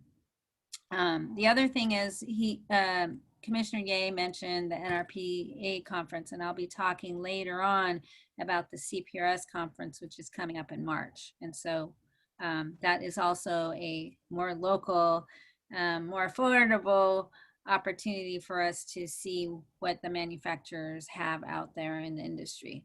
So thank you. Okay, Commissioner Morris. Vice Chair Morris. So, thank you. I now have an ask, which is basically, could you allow the subcommittee to go back out and complete the work that we've been doing? We have a deeper understanding than the other commissioners do because we've spent a lot of time on this already. And we'll speak with Director Legge about Manny's recommendations and see how they fit and if they fit in with what our recommendations are going to be. But I'd like the opportunity to work with Commissioner Valadez and continue to do the work that we've been doing and come back to the commission, to the Park Commission, and share that information. And then we can talk about having motions and what staff will do. I have great confidence that Director Legge is going to tell us when and if we overstep our reach in any way, and whether or not she wants staff to take something and run with it and not have us involved in it. So I'd like to respectfully request that we move on, and that we've presented our report, we've gotten the feedback on it, and that we'll come back to you with our recommendations. Well, the meeting that is proposed sounds like it might be quite interesting if they're bringing their ADA specialist in, and I'm sure that you guys will benefit and get some good information. So I certainly have no problem with that. And I also believe that Director Legge can manage her time. So fine. We'll consider this item closed for the evening then. And the next step is that you're going to have that meeting and continue your discussions with staff. And you will let me know when you need time on the agenda to come back with another report or perhaps a recommendation for something that you would like us to vote on. Okay, moving on.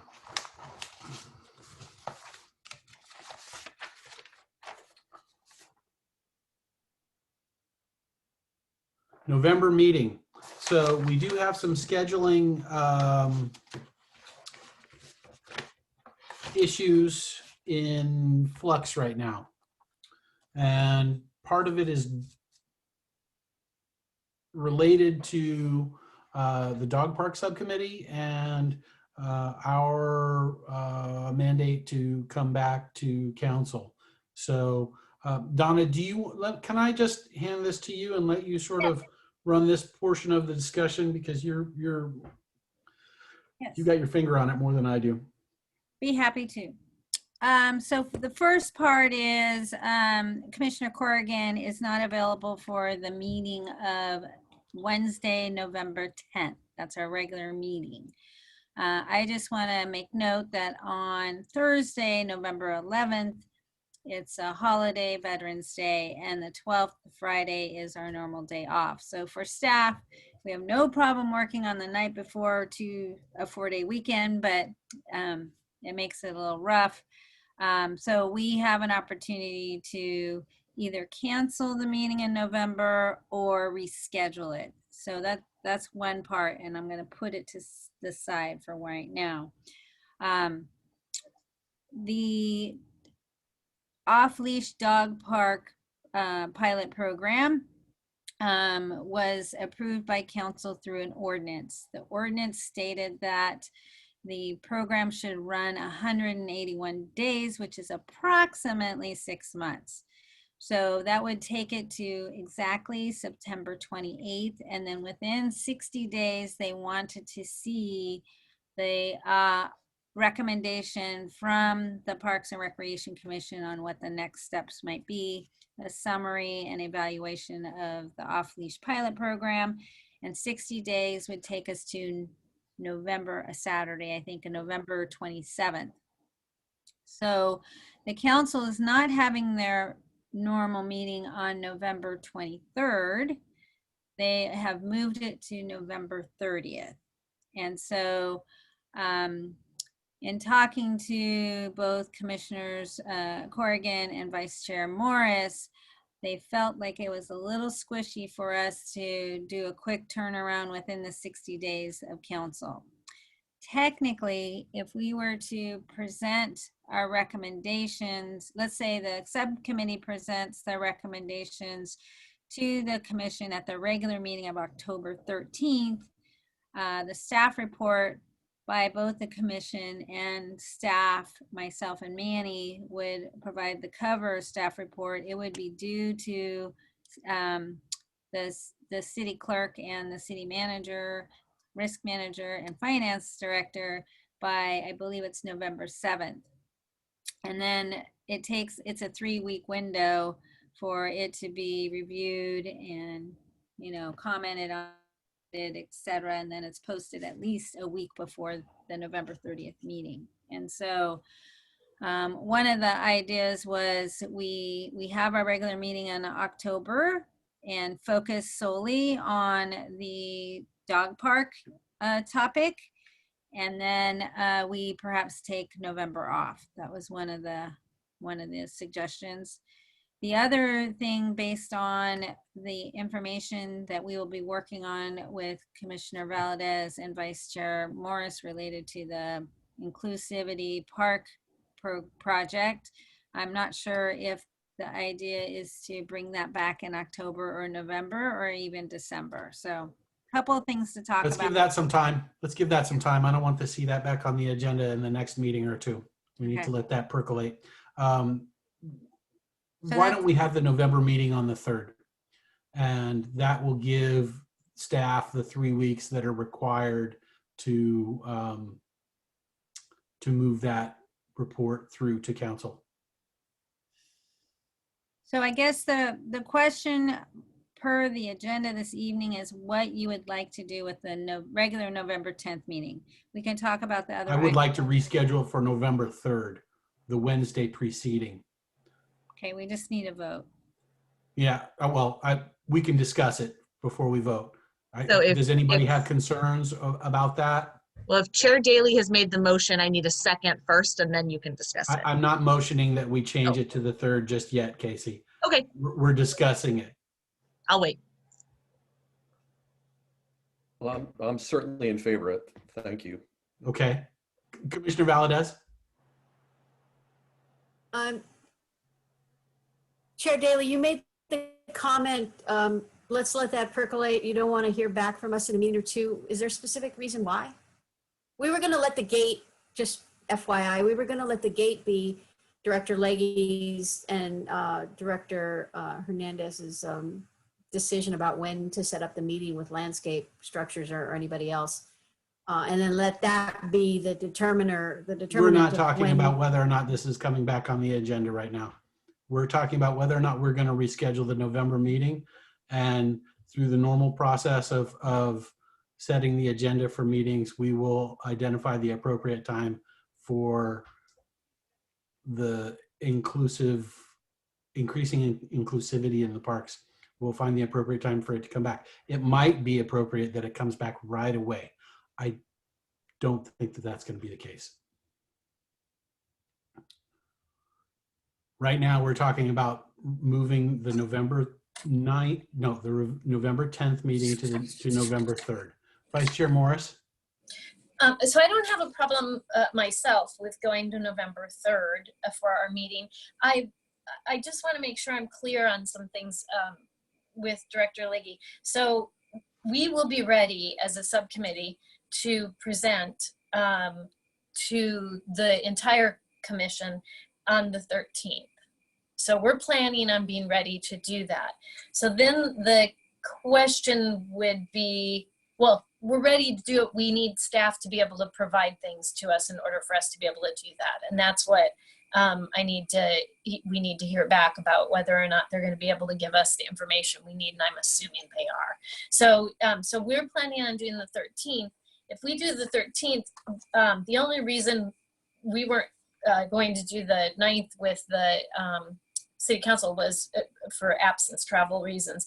And then the 23rd, we would have been more than ready to present, but city council isn't going to meet. That's how we ended up moved to the 30th. So all I want to make sure is that we do indeed have all of the time we need for all of the postings and the processing. So if Director Leahy says yes to that, then I don't see any problem with the November 3rd meeting. I'd rather keep it as opposed to get rid of the meeting 100% in November. So my vote is let's do it to the 3rd, even though we're not voting. Your presentation back from October to November 3rd giving you more time and giving staff more time? If I you don't don't know. need it, you That don't would need be, yeah, that would be whether or not Director Legge thinks we need that time, and if given what we need from staff, if it's going to be enough time, then we're okay. Yep. Plus any feedback we might get from the commission on the 13th of October, we may need to incorporate and iterate again. We don't know. That's Yeah. a really good point, Mhm. Commissioner Corrigan. I think presenting on the 13th, and then that gives us another meeting in case, Yep. you know, it's dog park, right? People are going to Yeah. quite possibly want to be heard, and you may, you know, this body may decide, oh gosh, we got a lot of feedback. Let's do a little tweak on the report before we send it off to council in light of that feedback. That would give us 2 bites at that apple. Yeah, I think it's important. Okay. Commissioner Ye? I'm good with November 3rd. All right. So let's do this. I move that we reschedule November 10th to November 3rd. I need a second. I second. Okay. All in favor? All right. It's unanimous amongst the commissioners present. So the November 10th meeting will be rescheduled for November 3rd. And barring any changes, we'll expect your report on Dog Park in October. And we may have an opportunity to then revise based on public feedback at the October meeting or something like that prior to the November meeting when we should, you know, vote up our final approval of the report to move toward council. All right, that sounds good.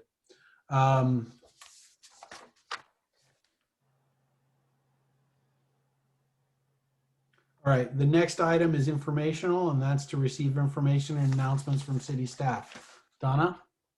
Thank you, Chair Daly. So there's a few things. I'm just going to go over the most important items because this information was available to you. But at the Tuesday, September 14th City Council meeting, there's one item of interest of the commission for those of you who are interested in the pedestrian trail connection between the city of Los Altos and the town of Los Altos Hills. The Los Altos Hills City Council is requesting of the city of Los Altos to connect a trail.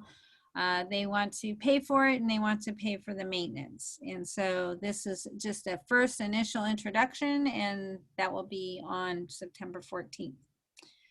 On Tuesday, September 21st, they will be doing the Halsey House study session. They have received information from the various consultants that will assist in answering some of the key questions that council brought up several months ago before they can further make a decision on the various options that were available to discuss. So that will be a very interesting meeting. It is not clear to me yet what time the Halsey House study session will be. I believe it will more than likely happen like between 5 and 7. So when the agenda gets posted, I will, as always, forward you that information. Hey, Donna? Yes. Before we move on, I want to see if we can get somebody from our open space committee, which I believe is Commissioner Ye, Commissioner Corrigan, and myself, to attend the city council meeting during the presentation from Los Altos Hills about the walking path. That contemplated path connects Redwood Grove, I believe. Yes, that is correct. Okay. Either of you guys want to attend the city council meeting on 9/14? I think I'm on open space committee. Am I wrong about who's on that committee? On joint use, I think, but yeah. Commissioner Ye? I think I have to attend that meeting anyways for something. Yeah, it's your It would be regular- awesome if you would just sort of, you know, pay attention to what Los Altos Hills has to say, and in case it ends up coming back before our commission. Okay, I was just curious if you guys know this, would be great. Well, why do they care? There's already an existing path there that people use. Yeah. And so Los Altos Hills is offering to formalize the path, take some responsibility for keeping, for maintaining it and keeping it safe. Is the park in Los Altos Hills? No. Oh, okay, they're just being nice. It's Okay. a collaboration, bottom line. Okay, that's all. I was just wondering. Yeah. They want The trail itself is in Los Altos Hills, or at least a good portion of the trail. And then, that portion that terminates in Redwood Grove is in Los Altos.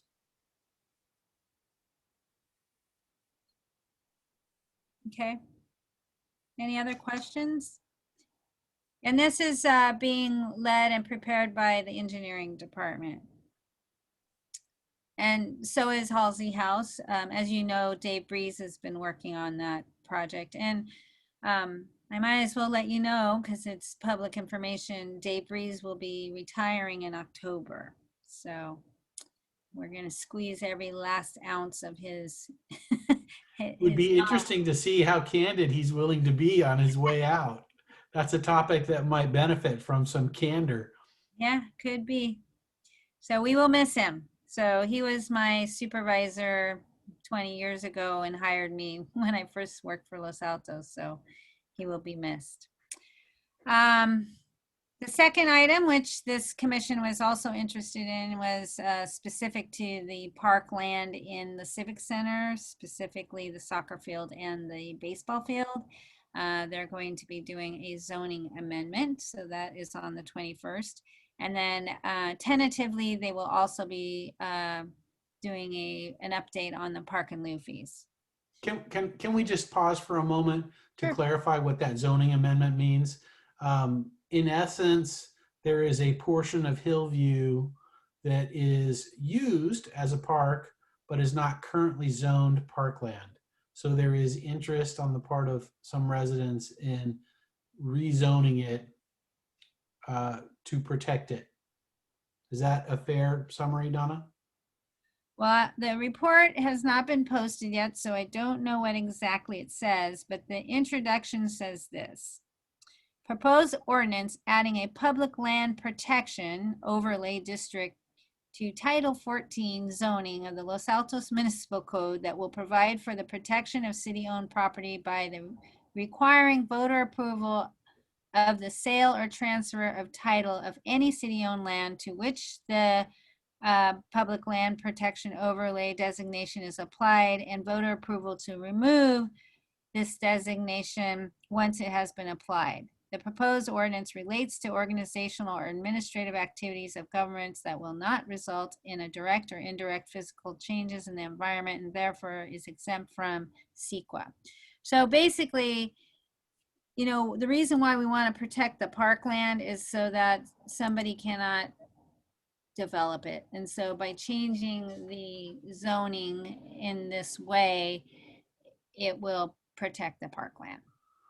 The proposed ordinance, though, it's odd because this is something that the council would vote to implement, but it could only be reversed by a vote of the public. Right, you got it. Vice Chair Morris? I'm happy to speak to anybody about this. I don't know if it's appropriate that we have a conversation about it, but I was around when the past city council decided to say that they would do this. So this is a follow-up to what a past city council said they would do for the city because people assume it's park. So it's nice to see that it's on the agenda and it's getting done. Okay, moving on. Okay. As you have received emails from me, the Los Altos Arts and Wine Festival is still looking for volunteers. They needed a total of 300, and last I checked, they had 150. So they still are looking for 150 volunteers, FYI. As I mentioned earlier, the annual California Park and Recreation Society Training Conference will be held Tuesday through Friday, March 8th through 11th. We are now doing early bird registration. so that if you're interested, what I'll do is I'll follow up with an email and ask who is interested. Because of our budget, we cannot take everybody. So I may do a lottery. It just depends on how many people are interested in going and who hasn't been able to go in the past. But I cannot take everybody. So I'm thinking about 3 people. We only have 5 staff members going. I definitely don't want to exceed the number of staff that are going. So I will send an email, and if you could just respond, and we have plenty of time. Unfortunately, the details in terms of the types of sessions that are being offered probably will not be available until after the deadline. So it's kind of hard to say, well, it'll be based on what kind of sessions there are. So, but those will probably not come out till later. Yeah, I might have a session. Oh, you might. Okay, so you'll be there. But under your work. Mhm. Yes, Commissioner Wang. Where is it? It's in Sacramento. So yeah, so there's no air flight.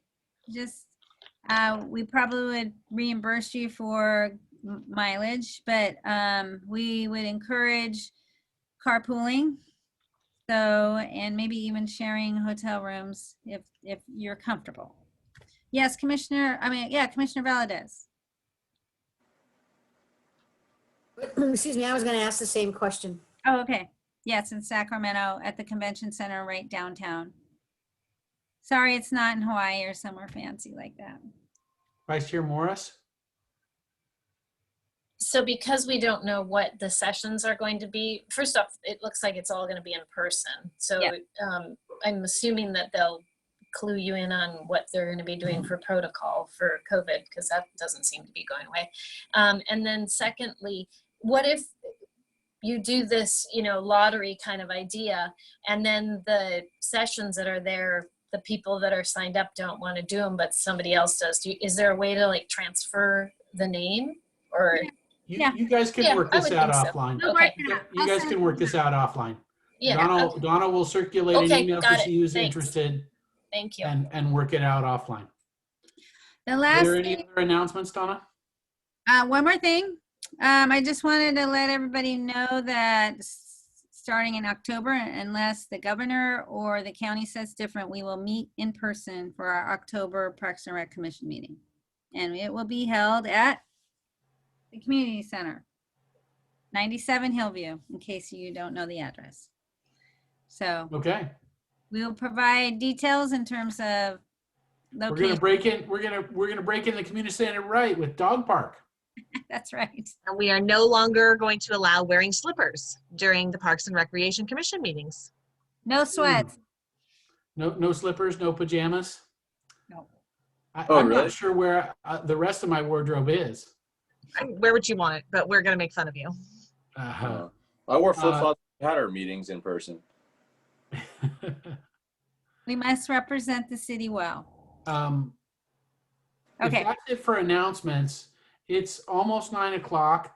Let's take a quick break until 9:05. And when we come back at 9:05, we will take care of the commissioner's reports and comments, okay? All right, Casey, let's reconvene at 9:05, please. I will put that up.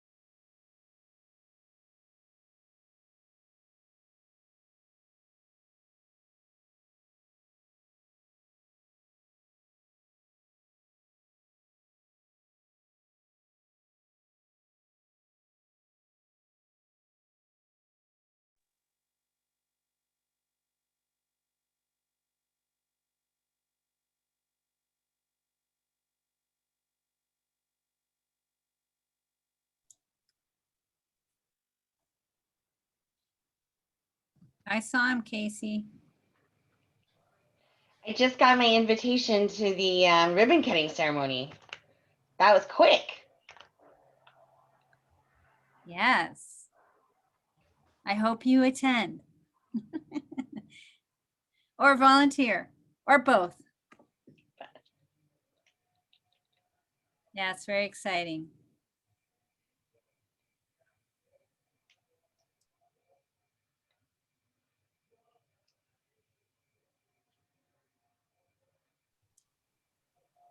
When are you officially moving your offices there?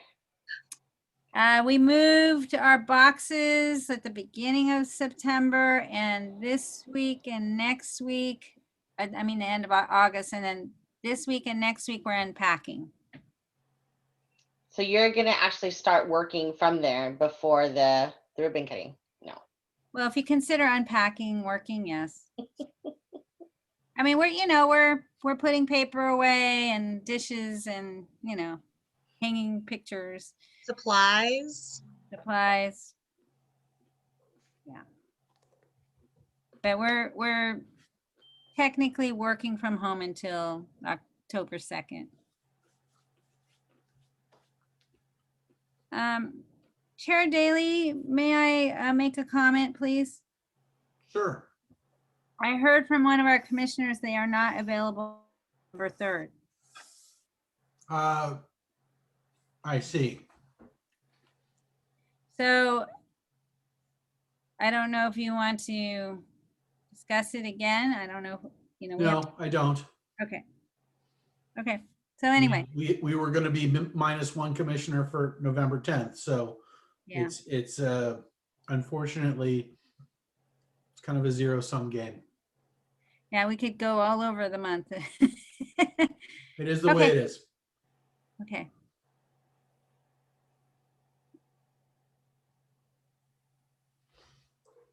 All right. So I will pull up the list so it's easier to go through. okay.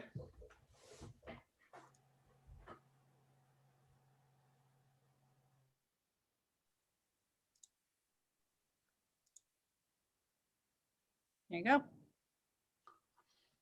Commissioner Ye and Commissioner Corrigan, skate park. Okay, Young, I guess I'll walk through this. So we met once over the summer.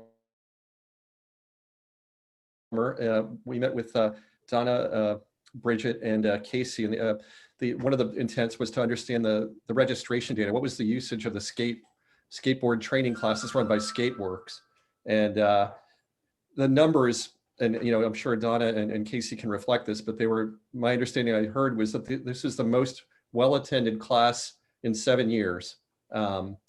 So clearly there's demand here. The numbers I have, there was roughly 1,256 people, wait list or registered attendees. About half of those were from Los Altos. So we know, so real, surprising turnout relative to the community center, the survey, the data we had earlier this year about uses of skateboarding and among teens, and that was maybe in the single digits of use. This signals a lot more demand. And the interesting thing was the 87% of the attendees from Los Altos were under 10 years or under. So, a very big pipeline of potential future skateboarders, indicating a underlying demand. And also from non-Los Altos, the demand, it spanned all the way from like Redwood City to San Jose. So broad-based support. So that's kind of the net of the information on the data side.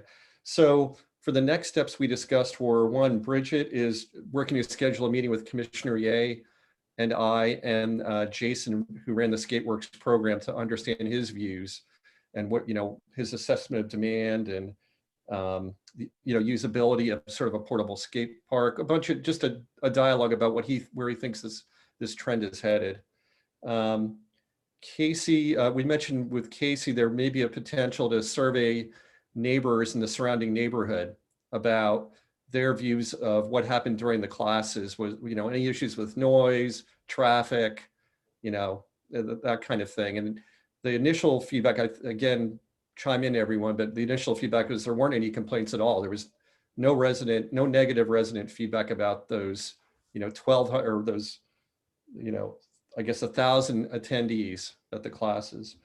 And then the next item we talked about was, given this data, we're thinking we could revisit the priority of the skate park maybe at the next year's work plan. Right now, I think the skate park's under evaluation for something like 2025, and maybe we can reconsider pulling that forward, you know. And in the meantime, Yang is going to be speaking with a local company that may have the potential to donate a portable skate facility, if that's correct, Commissioner Ye. Yeah. So we explore that avenue. And then the only other item we have planned is that Commissioner Ye and I, in advance of the work plan discussion next year, we'll start scouting around Los Altos and working with staff to again revisit what are the feasible locations we could even consider as options to evaluate should we want to do some more work, you know, in 2022 on this. Let's start at least getting a sense of the locations that could be available. So that's the essence of what we discussed. Are there any questions for Commissioner Corrigan and Commissioner Ye? Vice Chair Morris? Sorry, I may have spaced on this, but where was it located, the class? Was it Rosita, wasn't it, Director Legge? Yeah. Casey, yeah. Okay, thank you.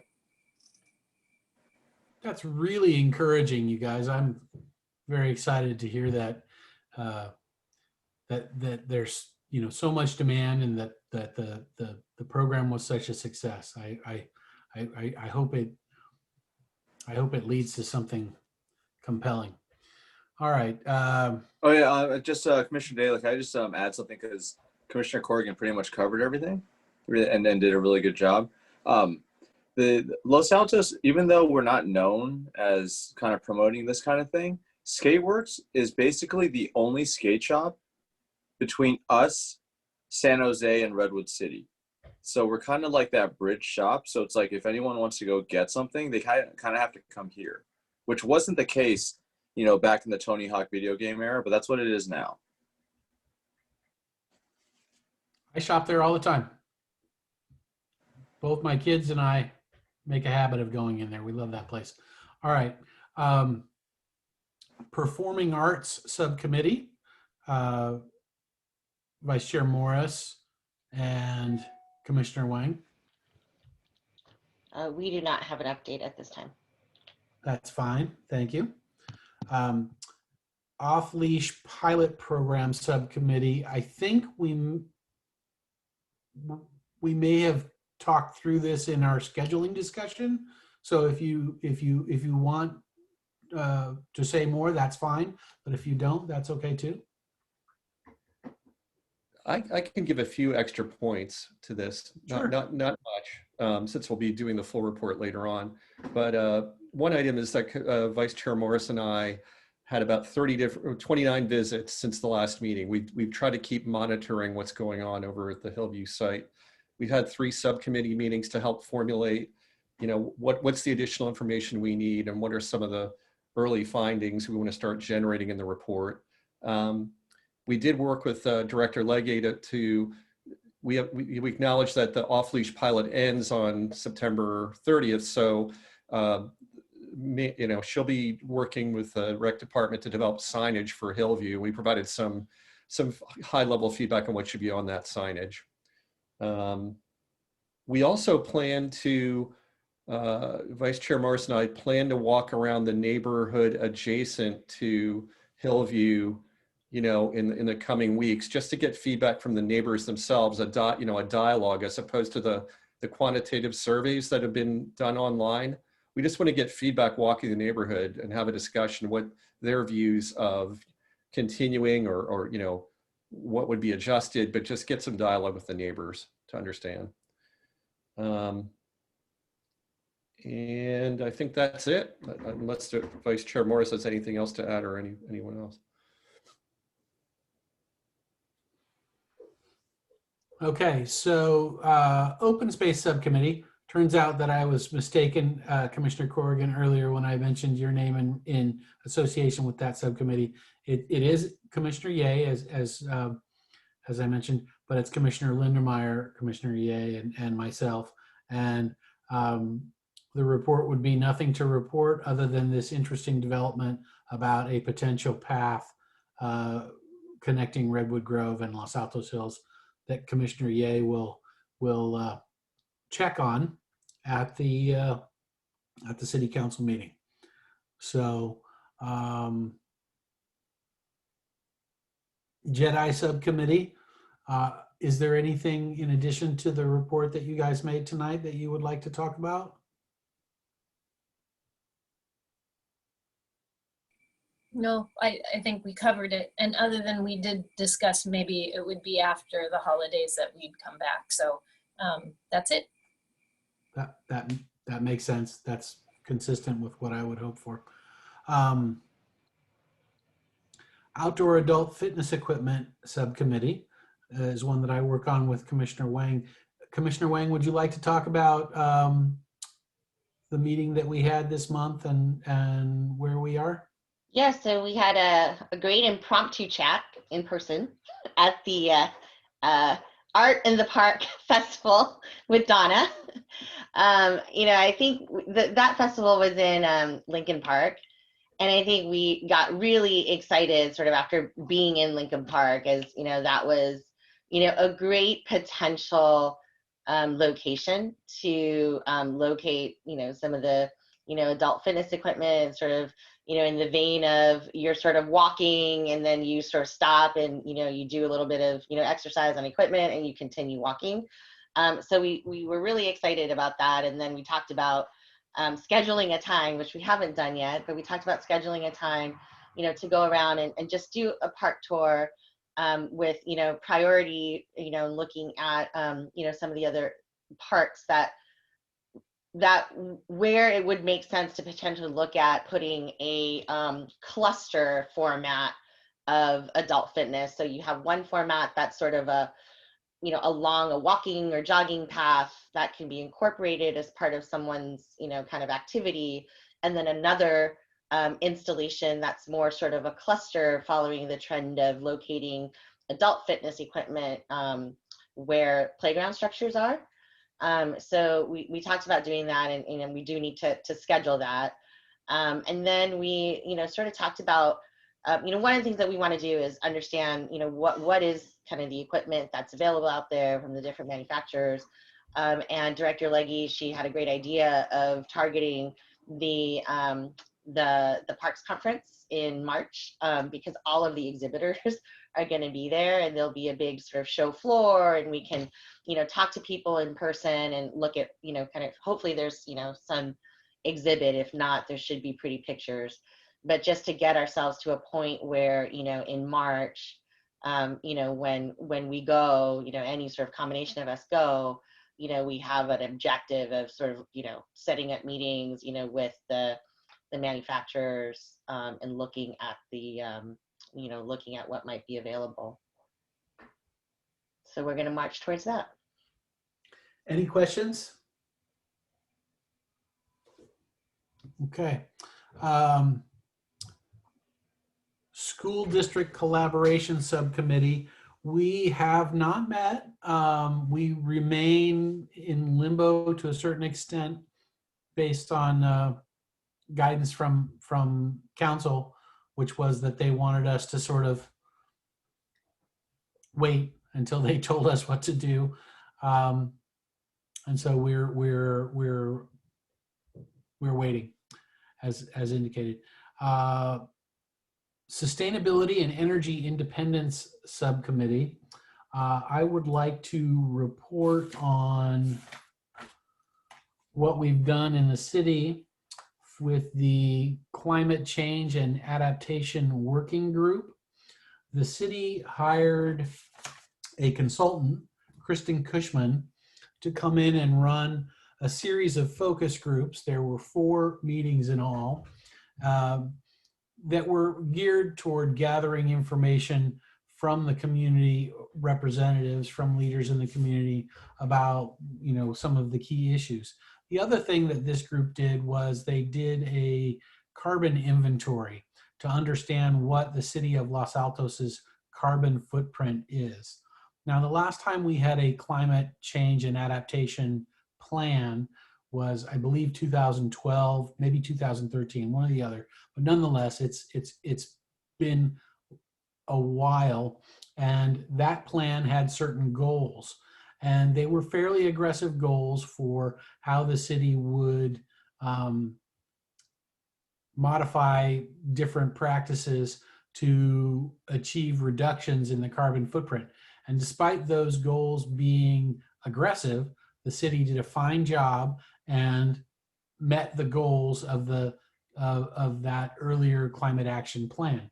Now, the goals for the new plan, which will come out of this series of focus groups and the work that the consulting firm of Kristen Cushman is doing, the new plan would have Los Altos, the city of Los Altos, getting to carbon neutral by 2035.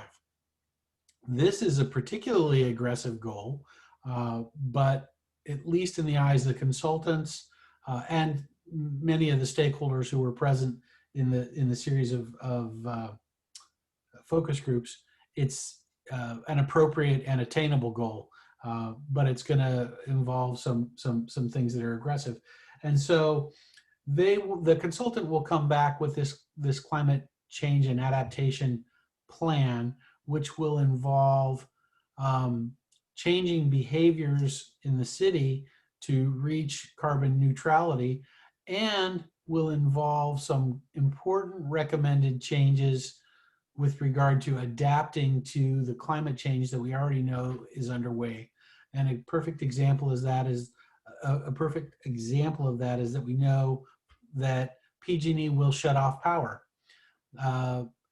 It's not a matter of if, but when. And we know that it will happen on days that are extremely hot, and we will have to have off-grid cooling for our vulnerable residents. This may in fact impact some of our planning, because some of our park assets might be involved in providing solutions, a cooling center. For example, the senior center in South Los Altos at Grant Park would be one logical place to look at that. Another recommendation of the plan will undoubtedly be to increase shade and the tree canopy, and that's very interesting insofar as it also aligns with some of the other work that we're doing, like the JEDI Committee's report today recommended increasing shade. So that is, in a nutshell, what the inner working group for the climate change and adaptation focus groups was doing. Are there any questions?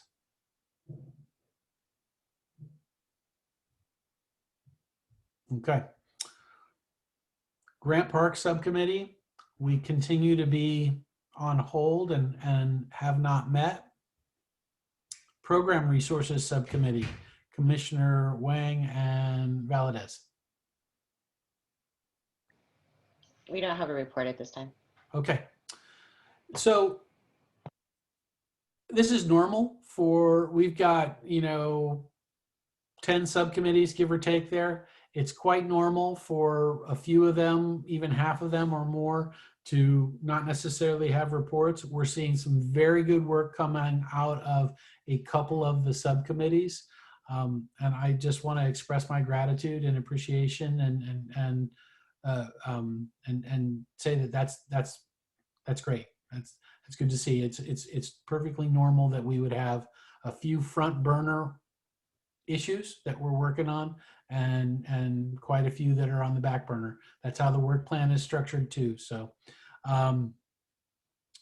I think we'll move now to future agenda items. We've got obviously the off-leash pilot program recommendations.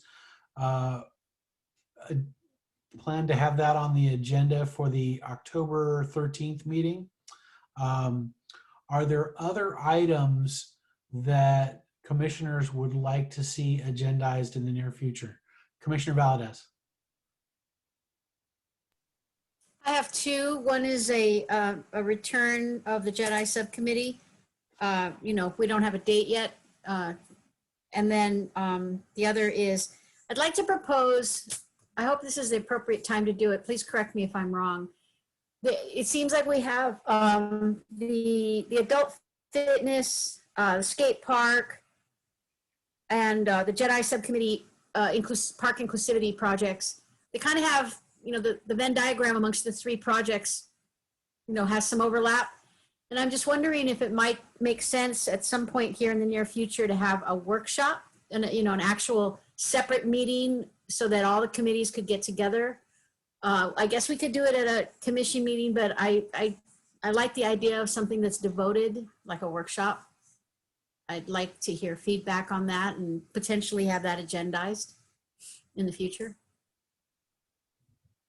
Are there some more thoughts on that?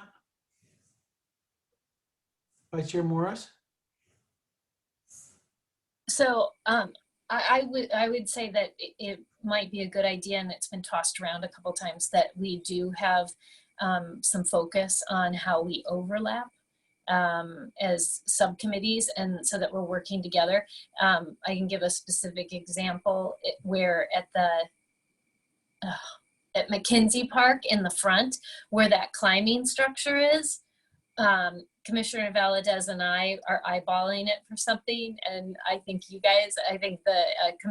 Chair Daly and Commissioner Wang, you guys may be eyeballing that for adult fitness. So if we have a meeting, we can talk these things through and see what, how to work together on these things so we aren't all going different directions. So I think it would be a good idea. So for Brown Act reasons, we need to do it on an agenda, right? We need to let the public know, because we're involving more than a quorum of our commission as soon as we engage in those discussions. I'm just not totally sure how to do it. I know that it needs to be done. I know it's a good idea. Director Legge, do you have any thoughts that you would share on this? Sure. If you do a workshop format, it's a little more of discussion rather than your formal, format. So that would be a good setting for discussing the various projects. So it could be on your regular meeting date, or it could be a special time outside of your regular schedule. Either way. I think my preference would be to have it at a regular meeting and to agendize it as a non-action item. Informationally. Right. So the public can certainly comment and we can have our open discussion. But we wouldn't be under pressure to move something specific. You could follow up with the following meeting where you would take action. Yeah, typically for something like this, if there's consensus in the discussion and a lack of opposition from the public, then we might identify something that we want to bring back as an action item in a subsequent meeting. Does that, Vice Chair Morris and Commissioner Valadez, does that seem like a good way to move forward with this effort? And we can think about how we sort of,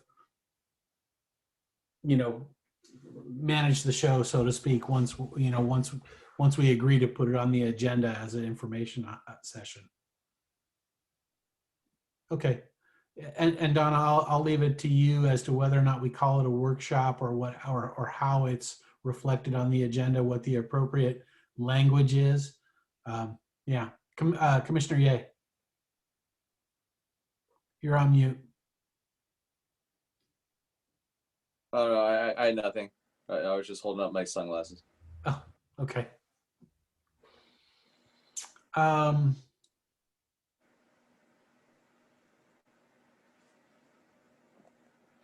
Yeah, let's put down Return of the Jedi.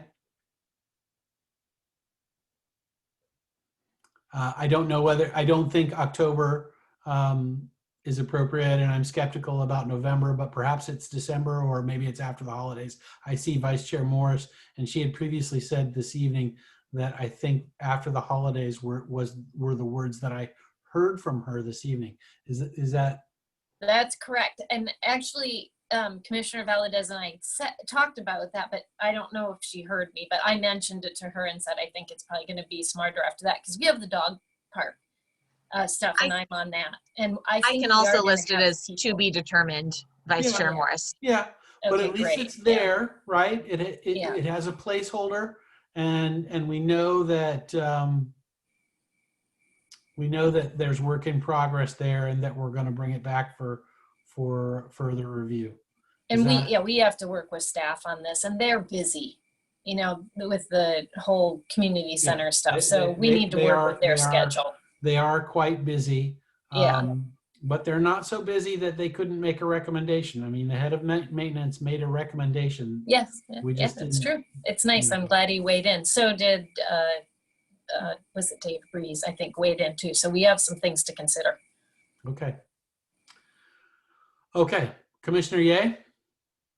To reiterate what Commissioner Corrigan said earlier, with the overwhelming popularity of that summer skate, and this is in the summer, and it's with temporary structures in a really hot parking lot, they had wait lists up and down the entire summer. So if there's a way we can kind of bring that back from 2025, whatever you think is best on timing, I don't really mind. I agree with you 100%. Let's put that on an upcoming agenda when we have space for it, but within the next handful of meetings. And probably also as an information item, so the public has a chance to weigh in, but we wouldn't be encumbered by the burden of moving a resolution. But we could certainly have a discussion and begin the process of public outreach in that way. Once things are on our agenda, they are in the public eye, and people will have an opportunity to comment if so needed. But it would be great at that time, perhaps, to have a report from staff with the specific data that is so compelling. Just a couple of slides and to frame our discussion. Yeah, would that be reasonable?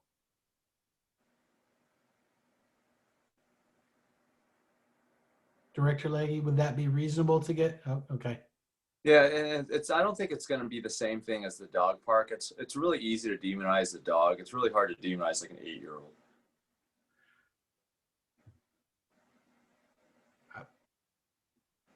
I'm hopeful that nobody gets demonized. Yeah, it's going to happen. Yeah. Okay. I think with that, we will. Oh, Vice Chair Morris, you've got something else.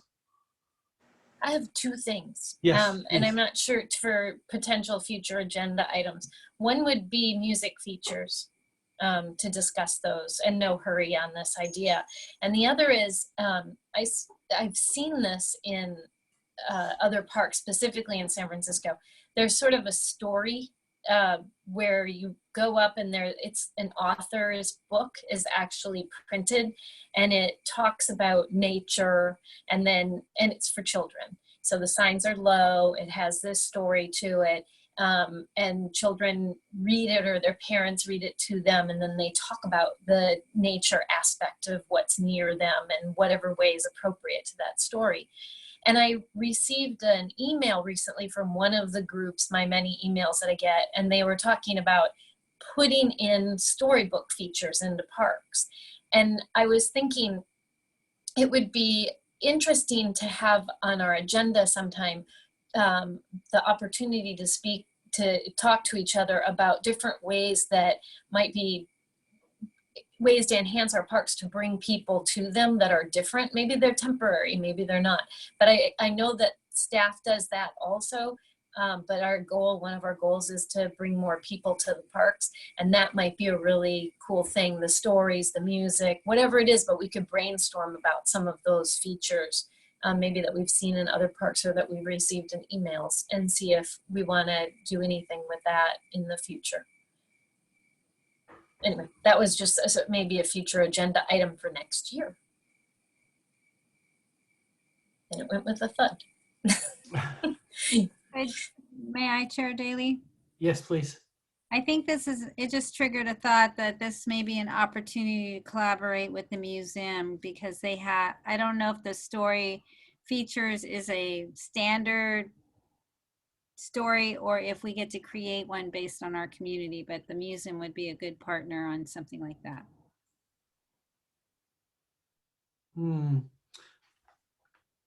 Vice Chair Morris, when you're talking about a music feature, what is that exactly?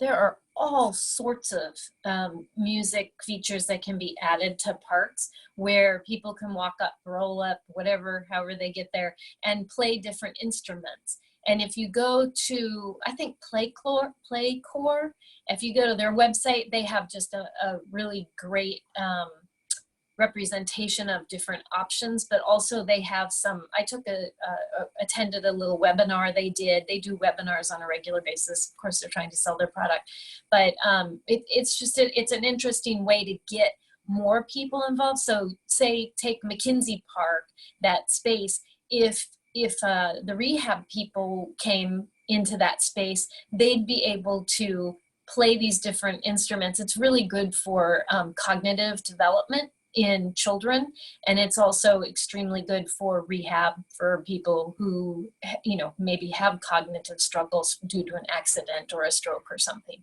But it's fun. Do you have an appetite to do a little presentation on these features? Sure, we might be including it in our Jedi also. So Okay. I think you'll see some of it when we come back with the Jedi information, but it would be, it's a topic that could even be separated from Jedi, so that we can look at putting it into our park. Yes, so here's what I would propose to you. I support adding that to a future agenda as an information item that we can discuss, because it's new to me. It sounds really interesting, and I would like to learn more. And if you have an appetite to gather information and present it to us for a discussion, we can certainly put that on as a information item, and it may lead to a later action item if you're open to that. Sure, and I would say we will include it in the Jedi information. I was thinking more of music, storybook, different things that we could put into our parks that would draw different people. Why don't we do it like this? Why don't we put down music, storybook, and other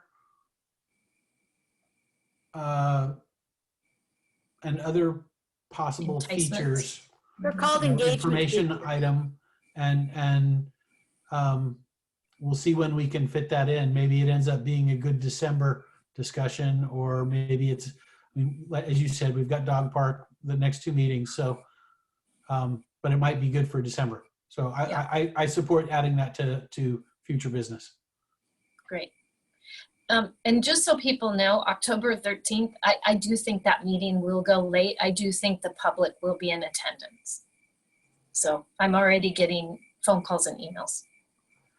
Yeah. So be prepared. For those of you who weren't here, we have in the past gone as late as 1:30 in the morning. I will do my best to bring us to adjournment before midnight, but I am not making any promises when it comes to dog park. What's on the agenda for October? Just dog park.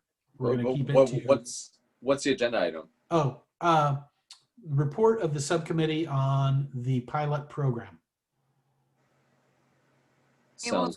basically be an evaluation and recommendation moving forward. Oh, okay, gotcha. Yes.